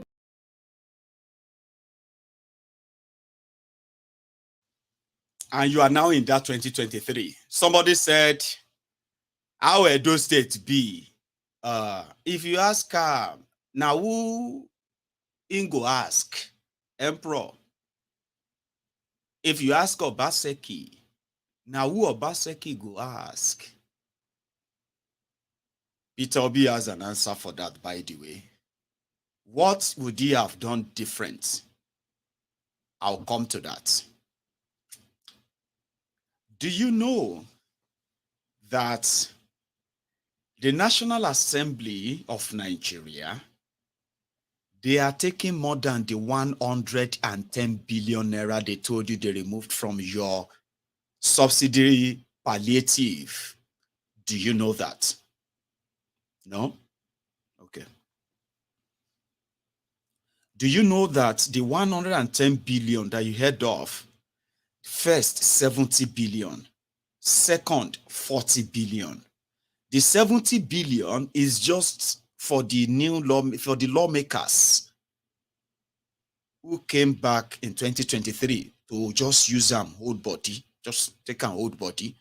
If you need to buy, to get a house, if you need to take this 70 billion, take an old body. Then they took another 40 billion. From that 40 billion, they need to buy cars for the principal officers and all of the members, senators, all of them. Yeah, 40 billion. Really? There is another one, which is another 8 to 10 billion naira that they have also taken from that your subsidy palliative, the one that they couldn't make up their mind whether to pay you 8,000 or to pay you 10,000. They've removed another 10 billion from it. They need to buy vehicles for Akpabiole as the Senate president. These vehicles are different from the 40 billion for all of them to hold body. That one is different too. This one is that Akpabiole cannot be going to Uyo, and he will be using the same vehicle he uses in Abuja to Uyo. He needs a new convoy. And out of those convoy, he will need 4 bulletproof Lexus Jeep 2023. 4 of them at 1 billion naira. Ikoni Uyo, one in Lagos, and the one in Abuja. And you know their convoy, they need other people there too. We go there convoy. They say convoy, you don't expect him to be driving just 4 cars. You need ambulance. You need police patrol. You need all of these guys as well. Now to house Akpabiole as your Senate president is going to take a special 4 billion naira for himself. He need convoy in Lagos, he need convoy in Uyo, and he need a special convoy. Apart from the main one that you see right now, a special convoy for him in Abuja. And same goes to the speaker too, Abbas. That one's own is, in fact, heavier. That one is even cashing out more than Akpabiole. But the most interesting thing is that he's getting same thing as Akpabiole, but in different places. He need a convoy in Lagos. He need his convoy in Abuja.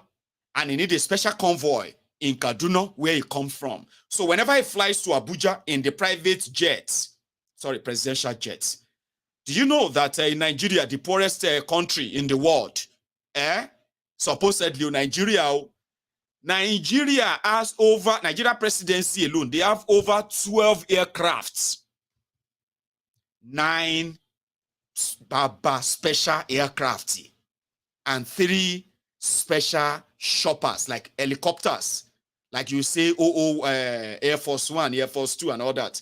Now, how do they share the aircraft? The president and his family, they will be using 3. 3 metakberi, and 2 helicopters. The vice president will receive 1 aircraft. Nigeria president, Nigerian Kinikon, they will give him 1 vice president. The Senate president, they will give him 1. Or the 5 Abi.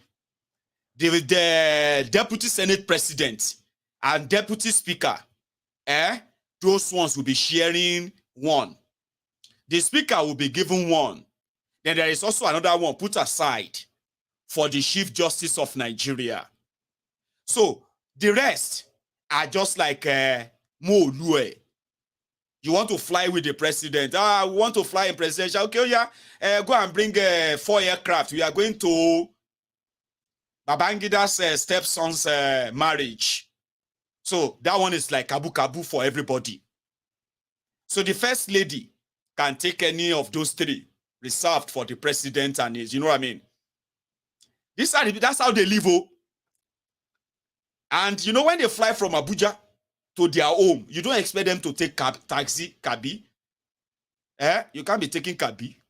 So they need convoy that will make it look like, I thought I saw him going to the airport in Abuja 2 hours ago.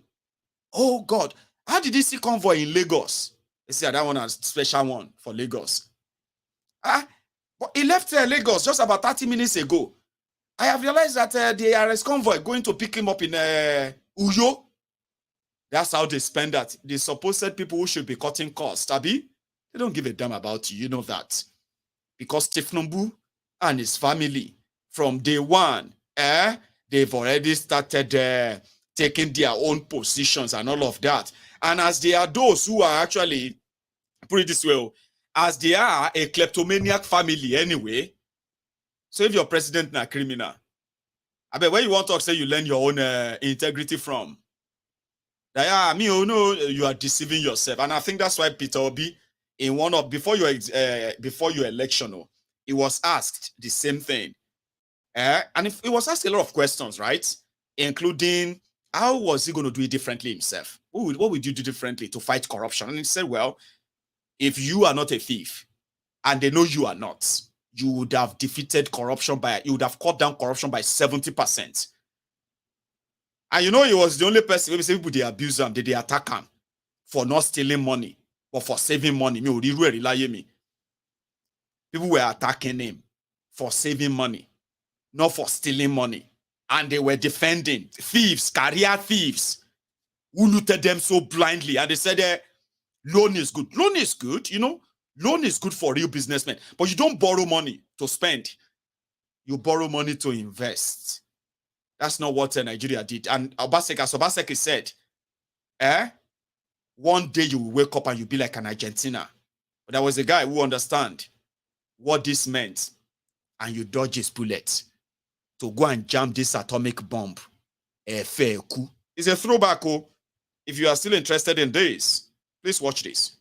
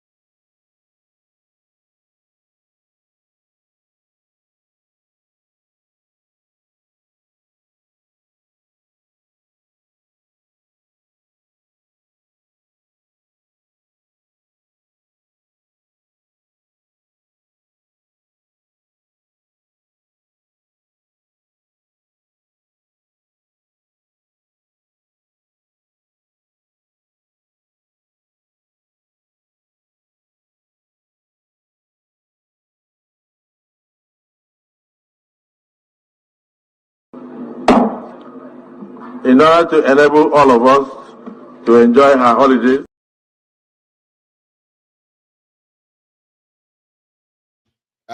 Very sorry. Somebody, I mean, I don't know. Did you say audio? It was actually playing here fine. So something must have sort of, you know, mixed up there. Let's try it again. Or you can hear me, Abi. Can you still hear me? Ah, wahala. No audio, okay. Hey, Omo. Is it time for us to go then? If there's no audio, then maybe we should just call it a night. Oh, okay. Audio is back. I'll be okay. How is that even possible? I was listening to him. I don't know why. It was kind of fine here. Let's do it again. All right.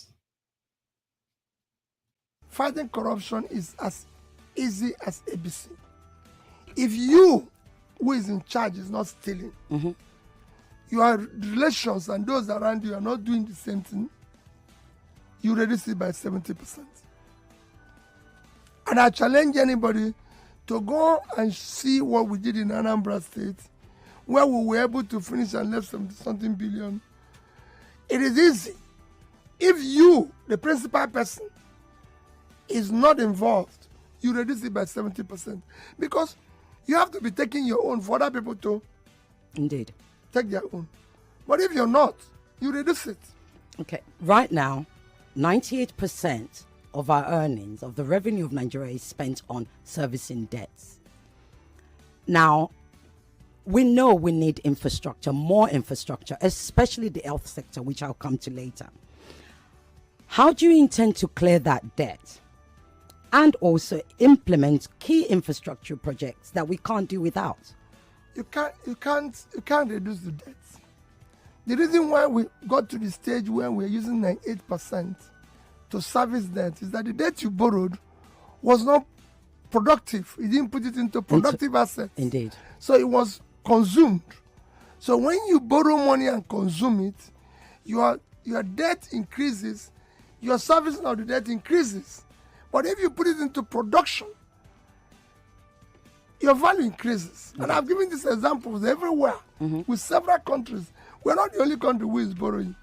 There's nothing wrong with borrowing. I say it morning, afternoon, night. It's what you borrow with the federal funds that is different. I give you an example. People say I've used Bangladesh. So let me use Japan. Okay. Japan is owing 230% of their GDP.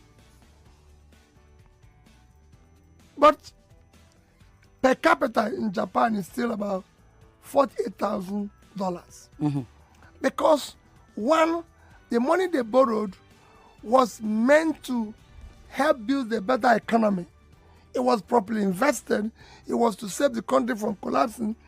And most of the monies that were domestic investors. And Japan is still the highest holder of U.S. treasuries. Singapore will cite every day. People don't even know. Singapore owns more than 100% of its GDP in debt. But do you know why Singapore's debt is not affecting the per capita of Singapore? Because they have a law which says for every money you borrowed, it must be for investment in the future. But here we borrow it and we consume it. So we're not looking when the person of the money comes, because we have no money to pay, is affecting our earnings. So what we need to do as a country is to first change that borrowing pattern. Right. And make sure that our borrowings are for investment. What about accountability? One of the things that Nigerians complain about is accountability for government officials. It's a simple thing. That's what I'm saying. If you're doing the right thing, you wouldn't even, if you have budgets, because you have a budget. But it's, I don't think it's as simple as just doing the right thing. How do we hold government officials accountable? It's very simple. It is for the people to be bold enough to say, you're wrong. I told you, I paid off 33 billion in gratuity, pension and everything. How did it happen?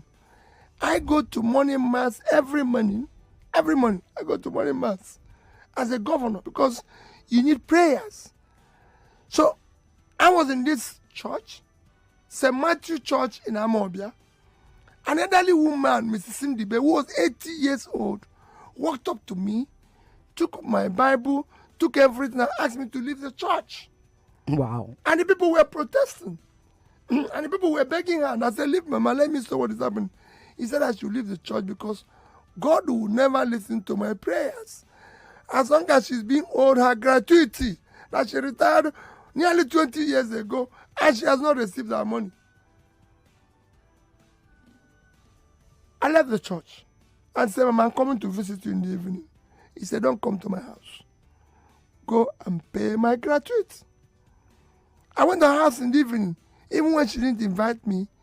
When I listened to her story and stories of others, I went back to that church and promised myself, I'm going to clear this debt. And 8 years after, I paid 33 billion naira. Excellent. But the thing is, you see, nobody, somewhere along the line, somebody dropped the ball on that. And nobody goes to jail. Nobody gets punished. When I talk about accountability, it is for the people. Right. This is the only country where you vote P2B in. They know he did not have a house when they voted him. They know he did not have certain cars. They know his children were not driving certain cars. They know everything. Then suddenly Mr. P2B builds the best house in his village within 6 months, buys all the choice cars, and invite them for Thanksgiving. And even the church and everybody celebrating somebody they know where the money came from instead of calling police. Issue of cabal. Okay, the cabal, yes. There's nothing called cabal. Unless you decide to create one. Right. Quote me anywhere. I've governed in Anambra State. There was no issue of cabal. Unless you choose to create one. Unless you choose to create You are the one who is going to create it. And then suddenly turn around and say there's cabal. On issue of restructuring, is a critical component of development. Yeah. Restructuring is critical. But you know, even those who will be the greatest beneficiary of restructuring thinks it's anything. There's nothing in restructuring. It's just to make the whole place to develop. That's why I always say that restructuring is like fixing the engine of the vehicle but to make it work. People think it's about division. No, it's not about division. There are things, for example, if you talk about state police or this thing, which are part of restructuring, we're the only country that I know that is as big as we are with one just central police. There's nothing wrong. It's a security measure. I used to be in the University of Nigeria when we have campus police. There's nothing security. Security is something you drive down the process. So these are things that we're going to go. Education, for example, we used to have almost a competition when there was ABU, there was Unilag, there was Ebado, there was soccer. So these are things that comes with structuring. There's nothing wrong in it. Should be encouraged. But not the way. What most will say to you is we have the current constitution we have is not actually the constitution of the people, and some would even suggest to you that should we be having a referendum, and can you all those things will happen, but not the way politicians are driving. They will have to happen in a sense where even those who have fears, you know, when it comes to issue of restructuring, politics is about dialogue, consultation, meetings. It's not going to be where you throw things on people. You just have to, make people have a sense of belonging. Today, people are scared maybe, we'll lose getting the revenue we're getting from oil. The reality is that, look at a state like America. The biggest and richest state is not Texas that has the oil. It is actually California that has the agriculture. So you might even say that when you restructure, Niger State will be the highest place where people will go to. It is states that have ideas.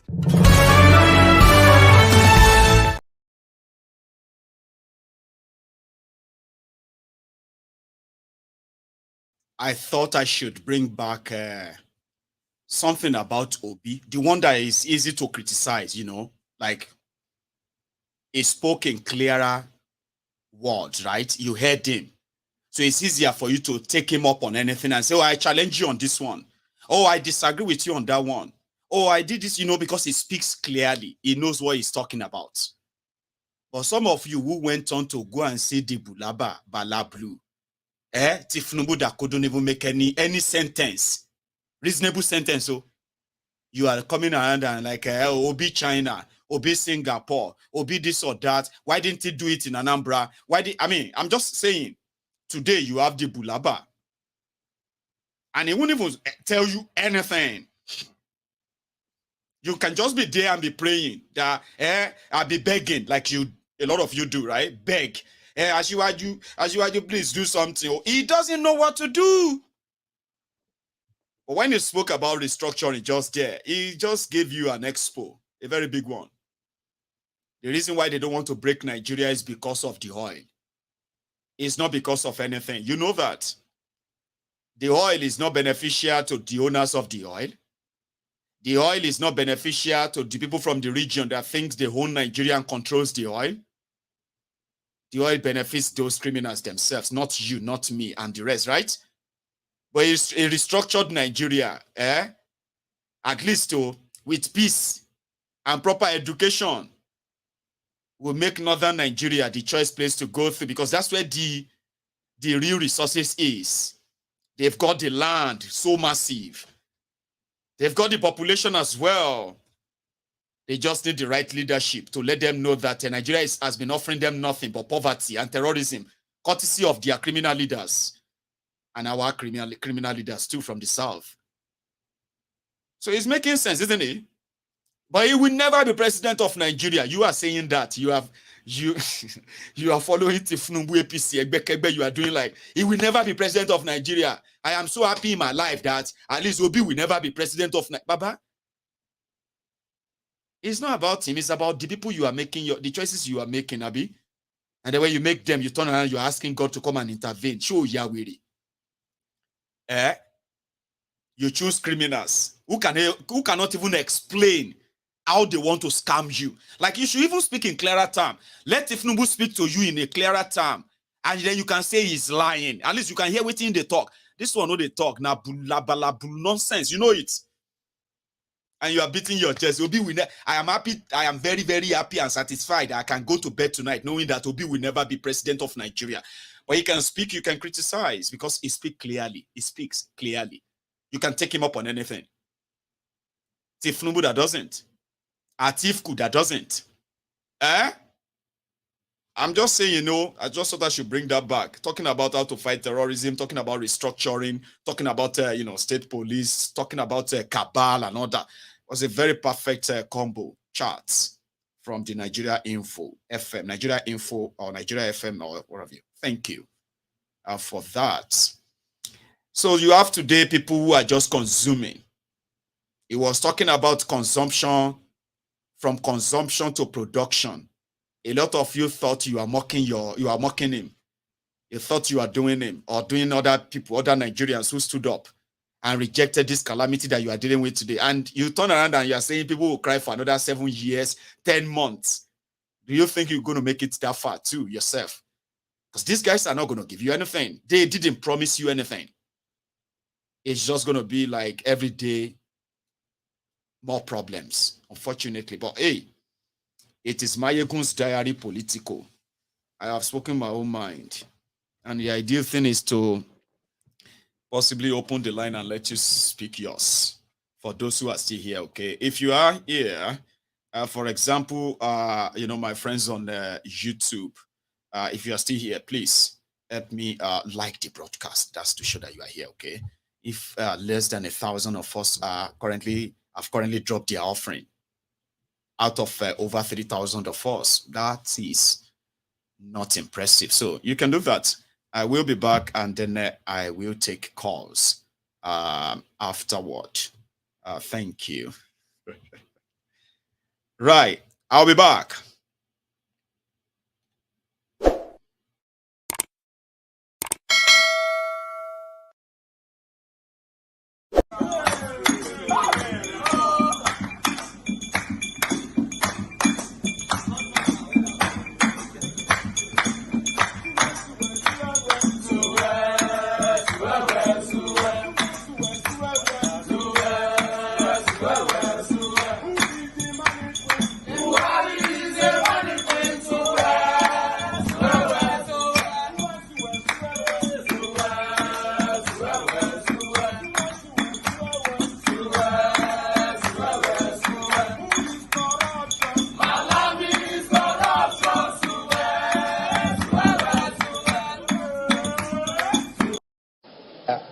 he don't pass, last, everybody go chop breakfast.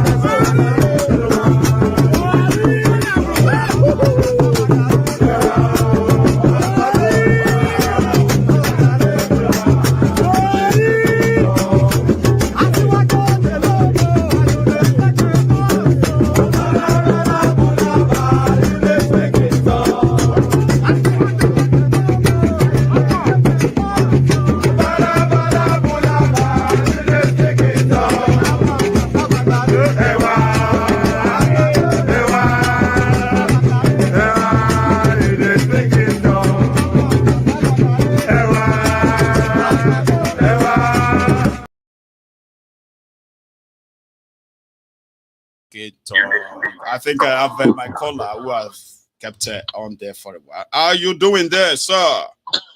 I'm doing fantastic. This is Zeus once again. Zeus back. Hey, how are you doing, sir? Maiyegun, I'm doing great. You're doing a fantastic job as always. Thank you. How is the family doing? Well, we are good. I mean, still here. Thanks we thank God for that. No problem. Maiyegun, I want to be brief so that I can allow other people to talk. What I want to say is, when they did their Berlin conference and they divided us in their own way that they want to rip us off, I mean the Europeans and the West, they divided us. They don't even care about our tribes, like the Yorubas in Benin or Togo. They don't care about. They just, with no landmine, no nothing, they just divided us for their own resources. Every time an African want to say enough of this ripoff, like if you go to France right now, 1 out of 8 bulbs, I mean electric bulb shining, is from the uranium that they're mining from Niger. And the Niger people don't even have power supply. It's us, Nigerians, with a treaty we signed for the Kenji Dam that actually make them get some little power supply. Most of them don't have power supply. They've not seen electricity, but they are powering France energy. That's right. When an African say, we want a better deal for ourselves, they call us terrorists. They plant their puppets. I remember when Margaret Thatcher used to call Nelson Mandela, he called him a terrorist. Oh, she did. Yeah. Iboho will be the same. Nnamdi Kanu, the same.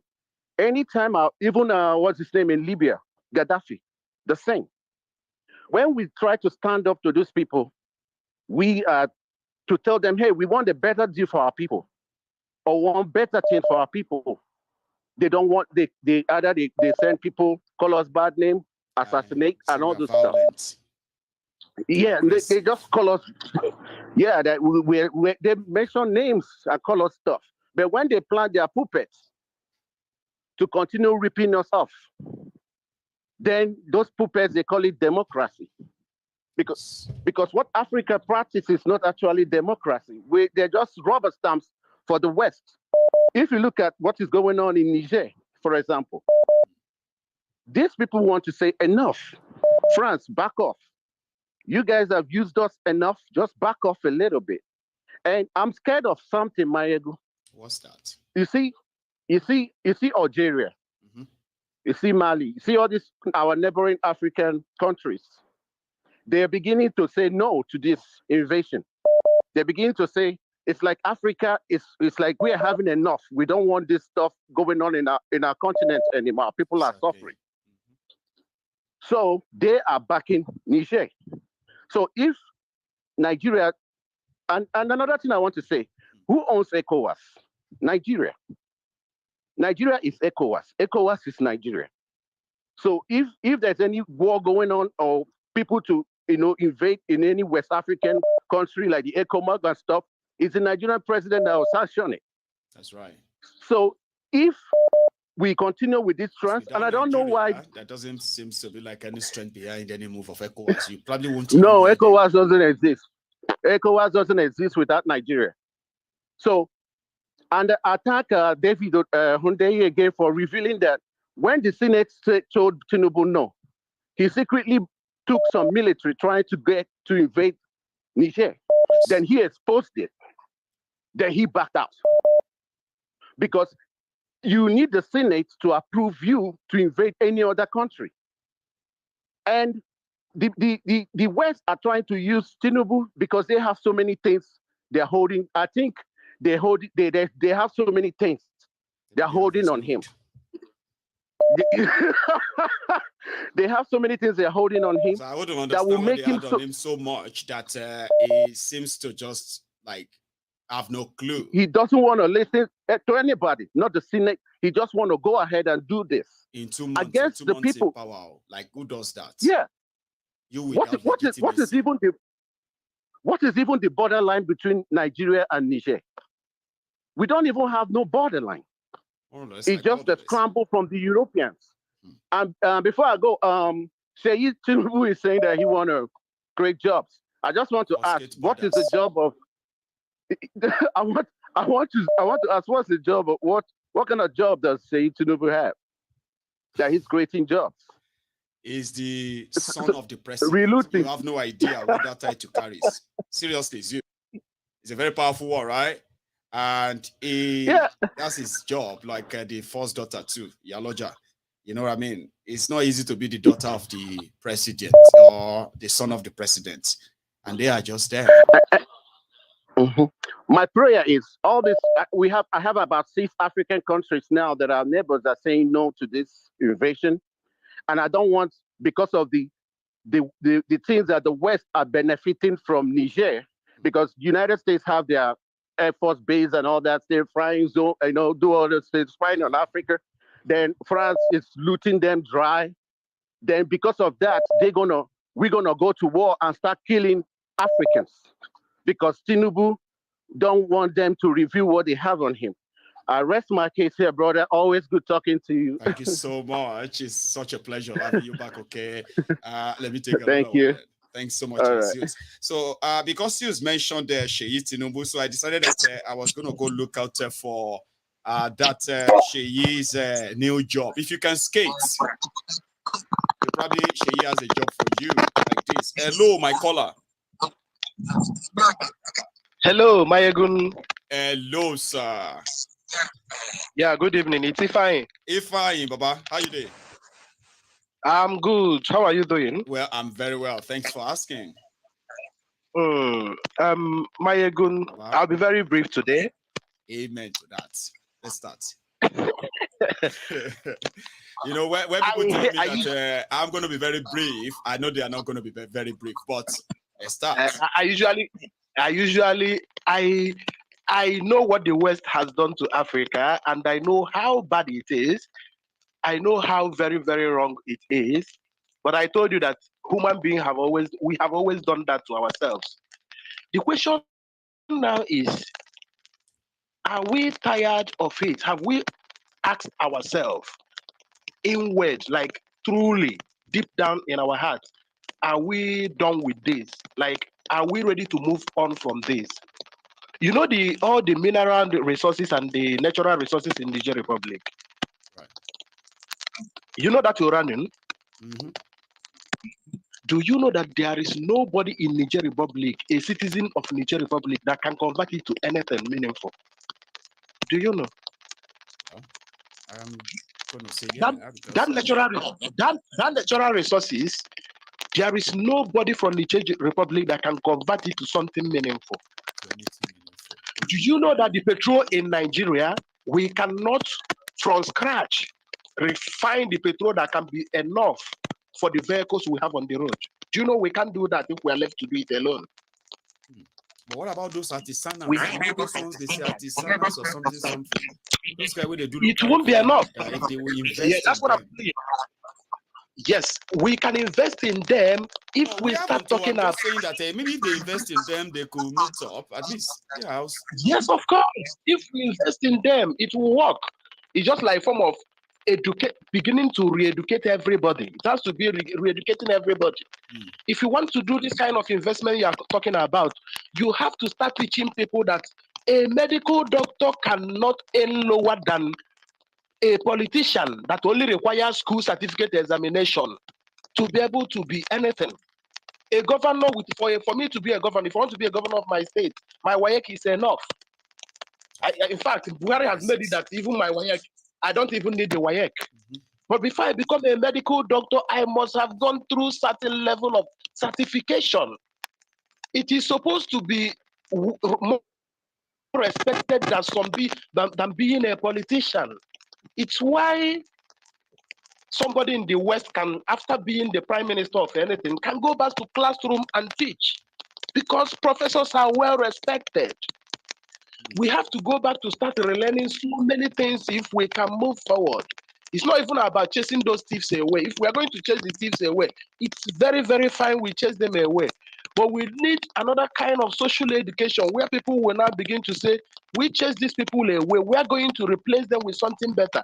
I am on your trade, arguing the words I heard from P2B.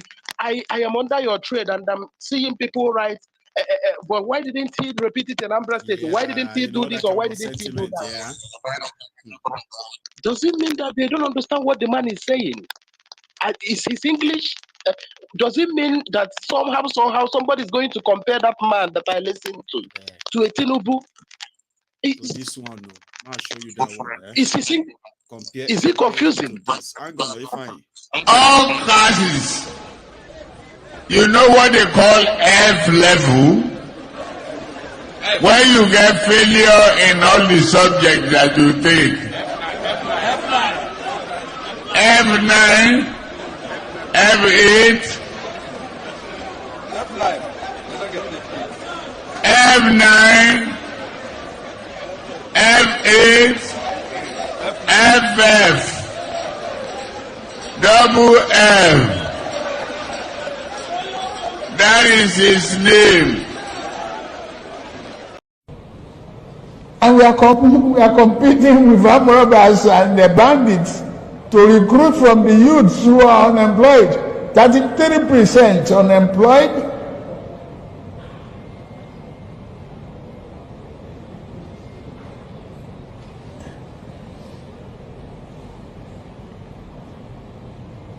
Recruit 50 million youths into the army and the other thing. Take away from their recruitment source. What they will eat? Cassava, agbado, corn in the morning, yam in the afternoon. It's growing here. You create demand and consumption.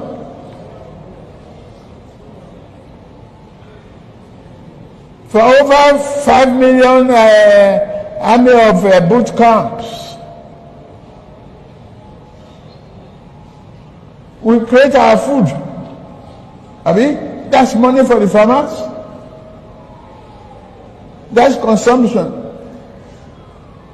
for the soldiers and skill development. Don't call them illiterate. Don't talk about illiteracy. Anybody who can own gun, who can handle gun, who can cock gun and clean the chamber and cock and shoot is technically competent to repair a tractor in the farm.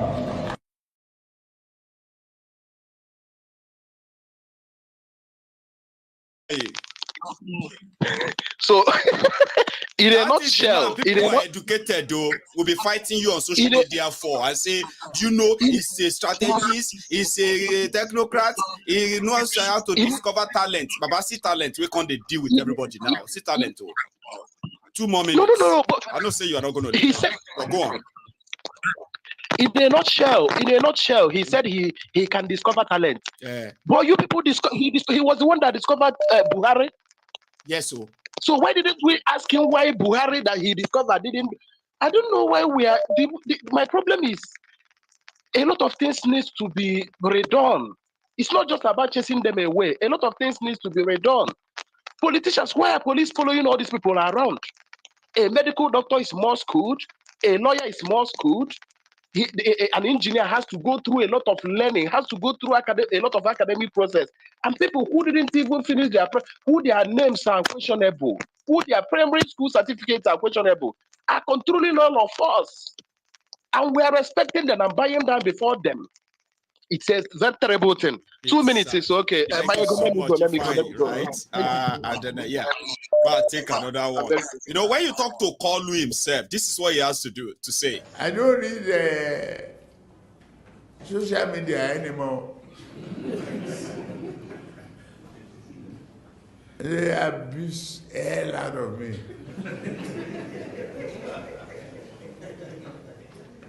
If I read it, I get high blood pressure. I get angry. I don't read it. So, if I want to hear anything, my children or any of my workers will tell me, this one say this one. If I'm tired, I say, please, forget it. You don't cast, last. Everybody go shop breakfast.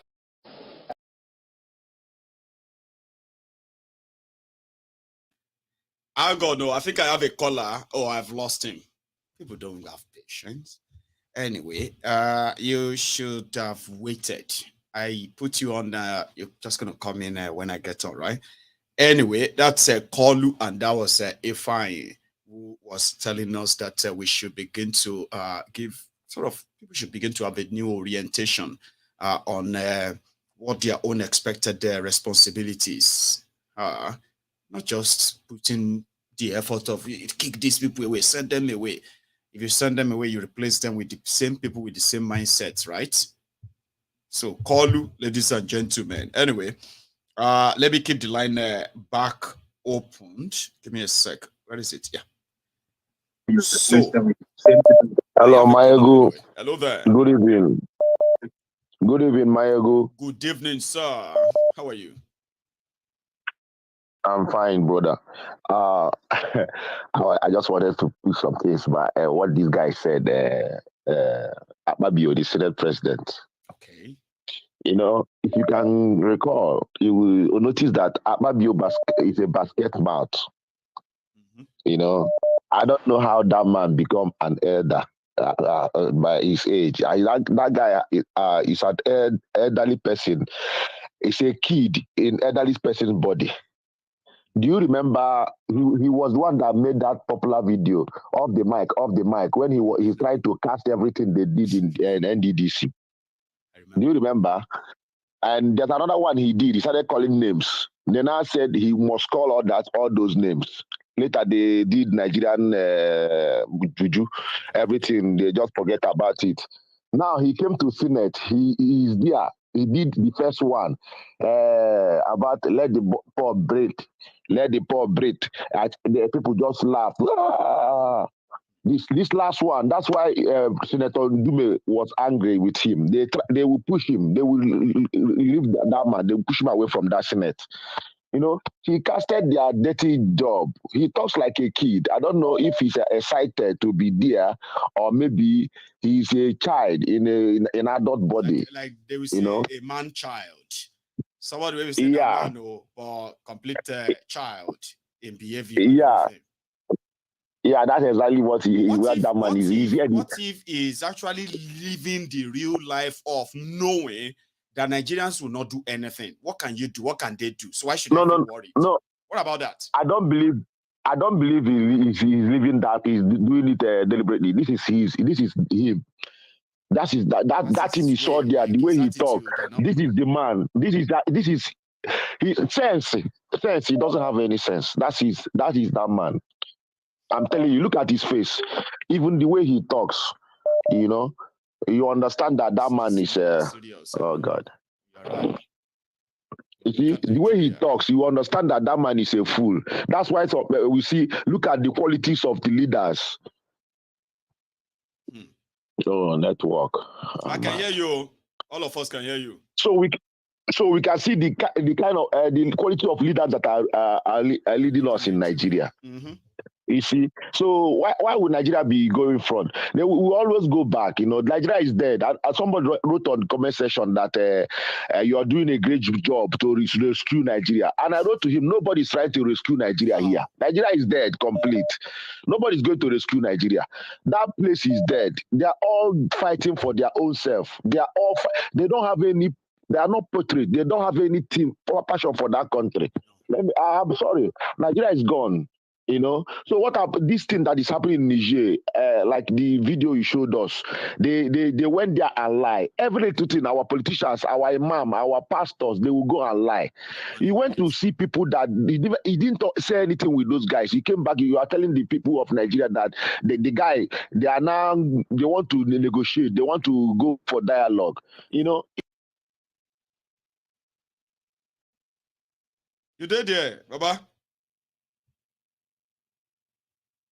Okay, I think that one is network.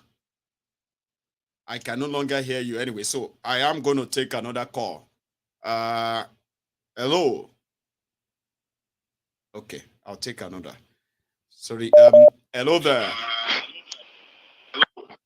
Hello, good evening, Mr. Maiyegun. Good evening, sir. How are you? I'm very fine. How are you? Well, surviving. Thanks for asking. You know, I always. This is Dongada on the line. Dongada, Baba. Yeah. You know, Maiyegun, I want to ask something. You know, I always ask this: do we really have leaders in Africa, in Nigeria? Do we have leaders? You know, when you talk about Nigeria, we have two types of leaders in Nigeria. One from the south. The one from the south, they are self-leaders, their interest in both in the federal and state, their interest as leader is for their personal and family interest. You know, the one from the north, they have interest, religious expansion, conquering the other people who don't believe in them. That is their own interest. When this war wanted to start, I knew it was not going to happen. Let me tell you why I knew it was not going to happen. And that was why whenever I cry, I say, let it happen. You think they don't have sense? They have sense. They have seen the anger in the youth. They know what they were going into. Left for Tinubu alone as a president, he was going to lead that war because he's a tout. He doesn't know anything about leadership. He just wants to show power. He just wants to be powerful and be in the record that he was once a Nigerian president and did this and that. That was just his intention. And also being controlled by the Western puppets like France and the US. You know, the purpose of electing leaders is to nurture the resources of the country, make use of them, nurture both the human resources. If you come to Africa today, we have been free from the West. We have claimed to be freed from the West for the past 60 years. But still, we cannot account for a single, not even AK-47, talk less of nuclear weapon. You know, there's this saying in our language that says, it means that when you have enemies surrounding you, you have to be very, very security conscious. Today, if France or US decide to fight back, to retaliate, do you think we can protect ourselves from those people? No, we don't have anything to protect. Do you understand me? Okay, you claim that we have leaders.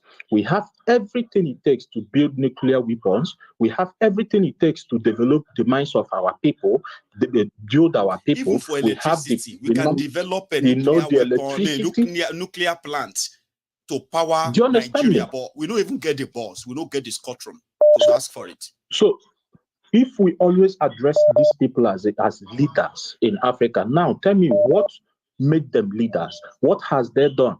If you watch today in Africa, most especially in Nigeria, all the eyes from the West are on Africans. Once you make a move to invest any little thing, if you invent any little thing, they will pick you immediately, give you scholarship, because they don't want that development to come from Africa. They don't want the Africans to be wise. And the leaders, the people who we call leaders, are not there to protect the interest. They are not there to nurture the people, the resources and all that. So these people should not be addressed as leaders. What we are looking for now is a way to take them off that place. And that is why I support with my full heart whatever that happened in Niger, not because I want military coup, but first of all, that first step they took by cutting off the West. That was why I even say, okay, if it wants to happen, not that it is going to happen in a way that they are going to torture us, do and do. Let them. I want everything that will make Africa to cut off Western eyes in Africa, and then you know that we start having leaders. You understand me? In 90s, when we have crisis in the north, we used to retaliate in the east or in the west. Today, if you have crisis even in the east, there's something that happened in Asaba recently. That was last week. There was protest between Hausa and the police. The police they ran away because they can't even shoot any single Hausa there. If it were to be the other region, you would have counted up to 10 dead bodies. That is why I said the ones we have in the south, they have the interests of themselves and their family.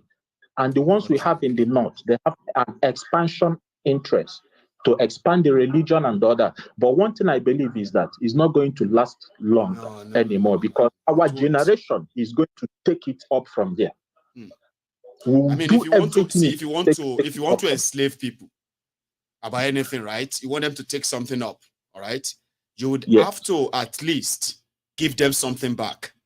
If it is good life, good government, you are giving to them, and you are now kind of taking them into a road of a religion, bond, whatever it is, you need to give something back. But if you don't, yes, some people might be like they are following, no choice, nothing they can do. Nigeria is doomed, this or that. But one single spark will change all this conversation overnight. Don't gather. And I'm still waiting for that time. We cannot do Falcon. Because whenever a single soul rises from Africa, technologically, they pick them. When we rise by fight, like Nnamdi Kanu and the other people that did rose, they support the military to detain, kill them, and all that. So how do you think they want us to rise? We don't have leaders. What we have in Africa are self-made, self-interest leaders, not leaders who care about their self-centered people. That is what I want to say so tonight.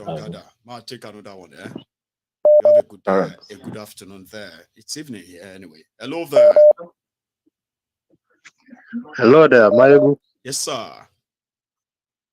How are you? I'm very well. How are you, Silva sir? from Germany. Say that again. I'm doing good. Silva from Germany. Silva. Yeah. From Germany. I've seen the number anyway. So good to have you, Baba. Please. Yeah, okay. I really appreciate the good job you're doing. Maiyegun, you see, something that struck me with this latest thing that is happening in Niger is that if you see when a coup used to take place in Africa, and when coup take place in Africa and the West supported it, you see, they will somehow keep calm at the beginning and gradually give it legitimacy by maybe supporting them with one thing or the other. But this one that happened, from the onset, it took them unawares. America have base there. French is already there. France, they are already living there. Even your people, they there. When I started hearing that Germany itself get thing, I was like, no base, but like they have their own people. I was like, oh, what did they go on for Africa, Baba? Go on, Silva. So the point there is this: these men are genuine, because as soon as they struck, they took them unawares. And also, you see that immediately America and France, they went mad. Seriously. And in as much as they cannot immediately revolt by themselves, they look for a puppet. We have that. We have him already. I don't want to mention him anyway. So, but another thing is that we when we will learn. You see, if we start from history, look at Congo. We are one. We are Africa. Look at Congo. Lumumba. He wanted to do something good for Africa. What happened to him? They brushed him. And whom did they use? They used also his own brother. His own brother. They used him to remove him. And then along the line, we also come to Thomas Sankara. The same thing happened. Thomas Sankara wanted to do good for his people. What did they do? They removed him.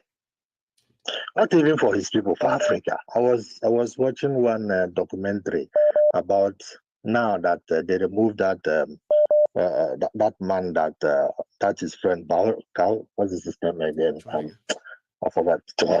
That removed him. They removed him now. Young men, people that knew Thomas Sankara when he started, and then he was removed. They said their hope was dashed out. But now that hope is coming back a little bit. Let's go back. Let's come home. Well, I just want to drive a point. And my point is it is we that is disturbing ourselves. When we come back to come together, how these things will not happen. Look at Nigeria, for example. We have our dear friend and brother, Nnamdi Kanu. They are holding him there. Illegally. He has won illegally. He has won many court cases. The latest is that the appeal court discharged him. Who is the DSS chief? I know there is a director, but there is one man we always used to hear his name that tells us what is happening in DSS. You remember his name? Oh, it's a spokesperson. Hey, I'll try and remember his name. And what do you call it? I think it's Igbo as well. It's the one they always send forward to come and explain every exactly. they are doing. Is that one you mean? This is what you are. That's the thing. Why? Some people, you see, I'm going to read the comments. They will mention his name. I'll tell you. Yeah. Why I mention him is that he is there. Mm-hmm. If they are really for Nigerians, for Africans, when such a thing happens, he is working for the government. Okay, I don't have problem with that. But in as much as the government goes against the rule of law, what will he do? He doesn't. I doesn't care whether Nnamdi Kanu is Igbo or he is Igbo. Ifunanya, thank you. Ifunanya. Yes. Yeah, Ifunanya. It doesn't matter whether that our brother is Igbo or the other one is not Igbo. But you have to stand for the rule of. Listen, this man, they have said he has to be released. I release him. Mm-hmm. Even if they say you should go, you go. You go with their honor. And that will send, and there's exactly, the message it will send to them and the whole world that somebody in that high ranking decided to step down because these people disobeyed their court. Okay, let's go back. Let's go front. Sorry for your time. Let's go front a little bit. Let's go front a little bit. I just want to prove you that it is we that are holding ourselves down. Let's go front a little bit. If you see what happened in the charade that happened in this election, whom after the election, who comes out to tell us INEC was right, what they did is okay, there was glitches and this and that. What is his name again? Is he not Okoye? Festus Okoye. No. Festus Okoye. Festus Okoye. Bless you. Festus. I remember now. Okoye. You know why I'm mentioning this name? Festus Okoye. Is it a Yoruba? No. Is it a Fulani? No. Is he Kanuri? No. Where is he from? Is he not from the southeast? He is from the southeast. Is he not Igbo? Obi is from where? But it is him. After the election, you know what it takes for that Mahmoud to come out? I think it was when he wanted to talk to come out and explain the fraud. He couldn't come out to explain. It was him that is coming out to be saying all those nonsense. To do the dirty work. disgracing their family name and all that. If just tell me, just say the fact. If that type of person comes out and say, listen, this thing was wrong, I am not going to part of it, I resign. You know what? You know the weight it will carry. Will he die? Even if he dies, is he more than those that have gone? So the point I'm trying to make here is that now they come now. You see, all these things we see, like what happened to Thomas Sankara, what happened to Lumumba, and how these people have been using. Does it mean that Tinubu does not know what has been going on in Niger? Why can't he be able to stand his stand and say, listen, no, this is my brothers, I'm not going there. And listen, let's see why these people revolt. But he won't do it. Look at those backing him. Let's talk about the just one example. What is it called? The Togo president, Yedema, that man. Yadema, something. Nasibe Yedema's son. Yeah, his son. His father came from military coup. Yes. And after that, he took over and continued to rule until he died. His son took over. His dynasty. Okay. After this particular thing, if you remember this man now, they removed in Niger Republic. This president, they removed this president. They have started. Yeah. When they did that, their carnival, say they were trying to the refinery of the refinery they commissioned in Lagos. In Gombe and Bear, what's that one? No. The one they commissioned, the last commission Buhari made. No, Maiyegun, the one they commissioned in Lagos. Dangote refinery. Did he come to Lagos as well, right? He came there. I couldn't remember. Right. Yeah, he came with Yedema's son. He came with Togo president. He came there. He was there, and he spoke on behalf of Yedema's son. He was the speaker. He spoke on behalf of Yedema. He spoke on his behalf, which means all of them are together. All of them are the same. So all these things took them unawares, and they are now frightened. Anyway, what I'm going to say, in order to finalize my point, is this. They are all the same, birds of the same feather. And it is good that these people that struck in Niger, now there is, one thing that makes it great is that Burkina Faso is there, Guinea is there, Mali is there, and there's another country. And all these places are not going to be part of any invasion. So Maiyegun, before it used to be one stick, one broom. If you take one broom, you can break it immediately, easily. Am I correct? Yes. But when the broom becomes a bunch, to break it is always difficult. So now it's becoming a bunch. Burkina Faso, Burkina and Niger now, Mali, and Algeria, Chad is somehow joining. Yeah, Senegal is there. So when it's becoming bunched, it will be very difficult for these people to penetrate.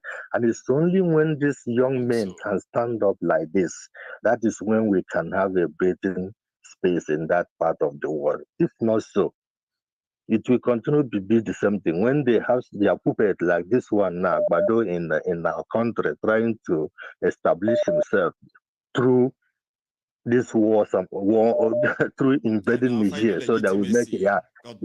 Exactly. This is what he wants. Anyway, bros, thank you very much. Continue your good work. I will be calling you from time to time if you want.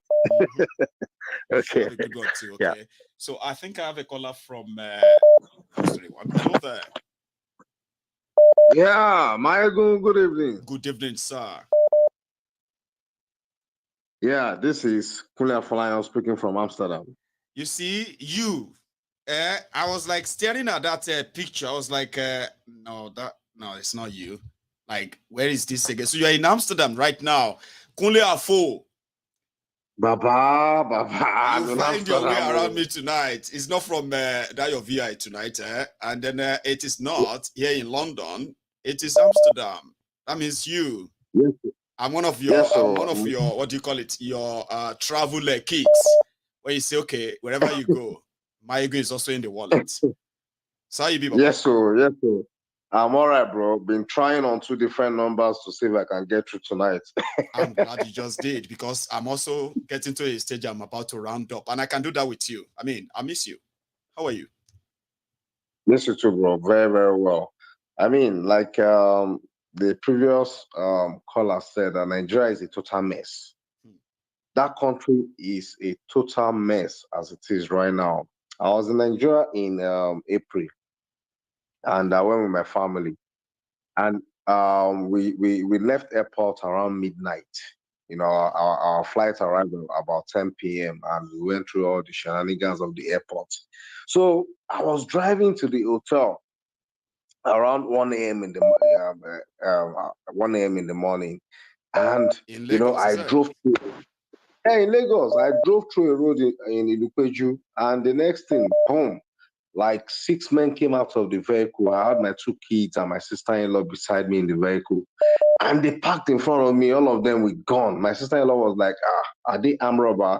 And I was like, okay, you know, in that moment, I was like, what should I do? Then I realized that they were police. Then they stopped me. They said I took one way. I'm like, how do you know this is one way?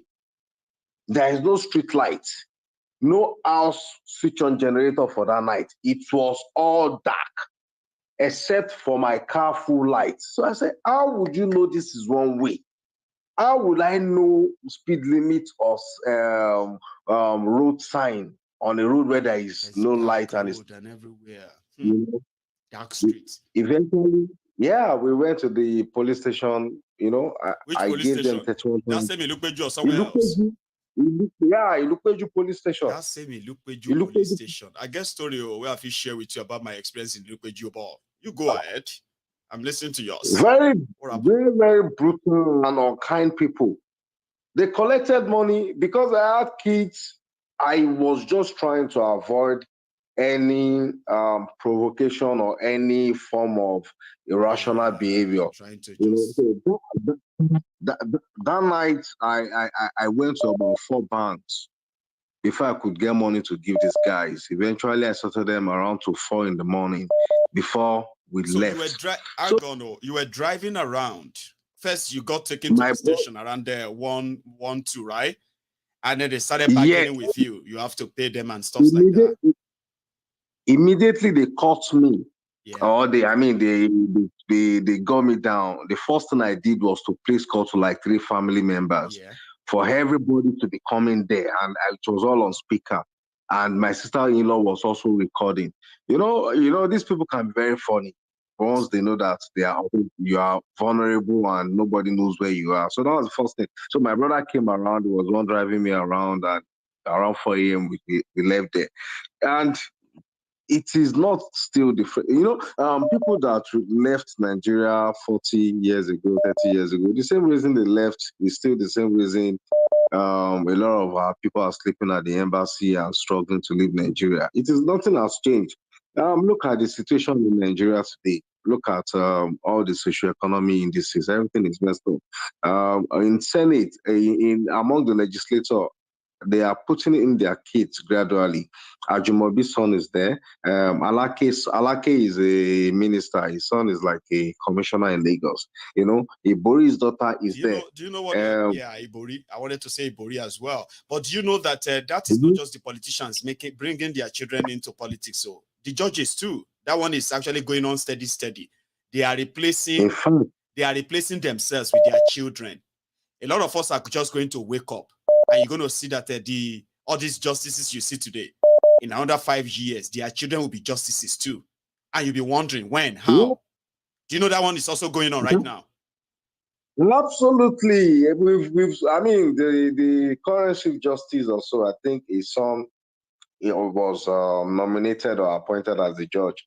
And we've seen cases before then. So even beyond politician, judges, they have all their kids in CBN, in NNPC, in all those federal government parastatals. They are the one leading there.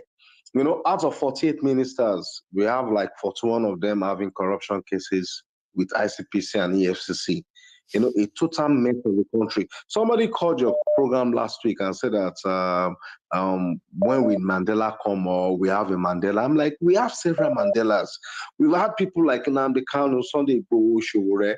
But for every one of these guys, every time they use one hand to fight the oppressor, they are using the other hand to fight the oppressed.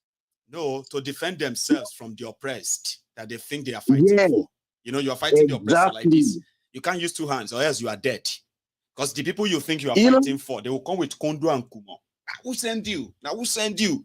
Who sent you? Should leave them alone. So if you want to fight like this way, you use one hand to fight the oppressor and use the other hand to protect yourself from the oppressed that you think you are fighting for. It's a sorry case. It's a very, very, very, very sorry case, Baba. I'm interested in the children. Don't mind my curiosity, because when it comes to women and children, sometimes, right, I am a very big sucker that way, right? What about the children? You came out of the airport, the nightmare at the airport, and then you met this scary situation. Did family member come around to take them away while you deal with the police, or they witnessed the whole thing? They witnessed the whole thing, my brother. My son asked, are they going to arrest us? Why are they coming inside the vehicle with guns? That was going on. My son, I was asking that question that night. I was just like, just keep calm. We are trying to manage the situation. Don't get despite seeing the children in the car and all of that, they went with those guns and all that. They enter with the gun. They enter with the gun. They were in the car throughout. They stationed one guy in the car. The guy, because I switched on the ignition and I had the AC on so that my kids could relax. So they had one guy perpetually in the car with them with gun. And I was negotiating with three other, I can't use the word miserable because the condition and situation that they found themselves as a result of the system, I pitied them. And at the same time, I was very, very, very wary and conscious that any twitch or any slight in a situation can lead to something unpalatable. So I flew with them very, very well. And I paid them the money. And that was just it. And it was it was all for money. Just money. Give us something and go. Afo. Okay, I think we've had enough of, from Afo's report. For some reason, the line has kind of gone dead or silent, okay? But that is also going to be where we're going to draw the line, okay? I have done my own part. The first 2 hours is the presentation for this program. This last hour is the follow-up where people actually add their own voice and then, extra to it. And we've come to the end of the broadcast tonight. So thank you so much for joining me, Chike. Thanks for that, your super chat, excuse me, and your generosity, by the way. And to every one of you who has managed to like the broadcast, share it, or even subscribe to my channel, thank you. We'll see you some other time, okay?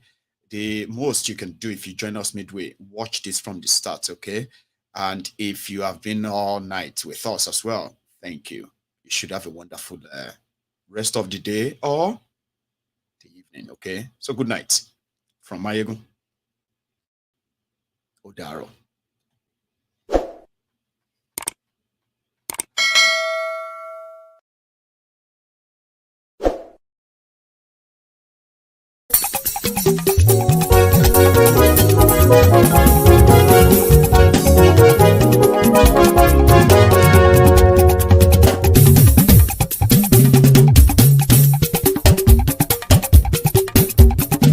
Maiyegun làwa mọ̀ làmọ̀ tó dòdòdò.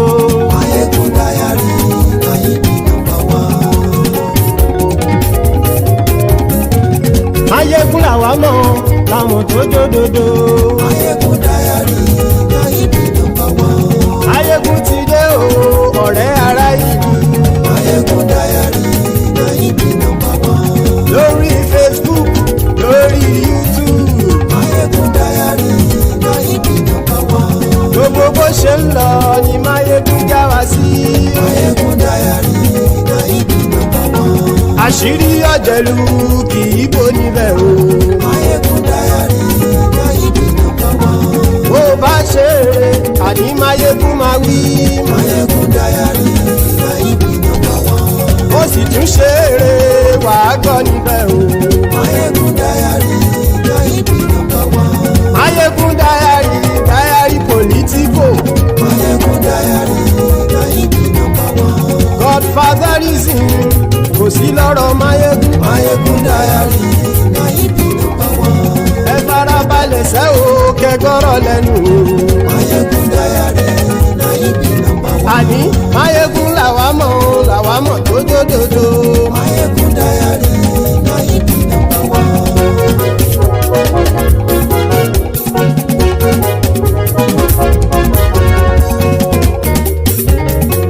àní ẹ̀sùn ràkì. Maiyegun ti dé. Maiyegun ti dé.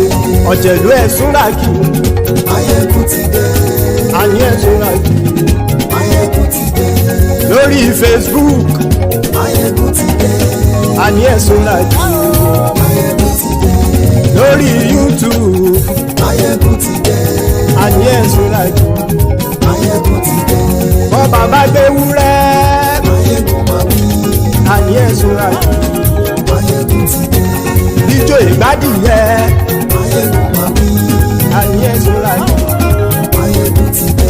Presido bá rúfin o. Maiyegun máa wí. àní ẹ̀sùn ràkì. Maiyegun ti dé. kí gómìnà kówó jẹ. Maiyegun máa wí. àní ẹ̀sùn ràkì. Maiyegun ti dé. ọlọ́pàá tí ń gba rìbá. Maiyegun máa wí. àní ẹ̀sùn ràkì. Maiyegun ti dé. aṣòfin tí ń rúfin o. Maiyegun máa wí. àní ẹ̀sùn ràkì. Maiyegun ti dé. òpùrọ́ olóṣèlú. Maiyegun máa wí. àní ẹ̀sùn ràkì. Maiyegun ti dé. ọ̀jẹ̀lú ẹ̀sùn ràkì. Maiyegun ti dé. àní ẹ̀sùn ràkì. Maiyegun ti dé.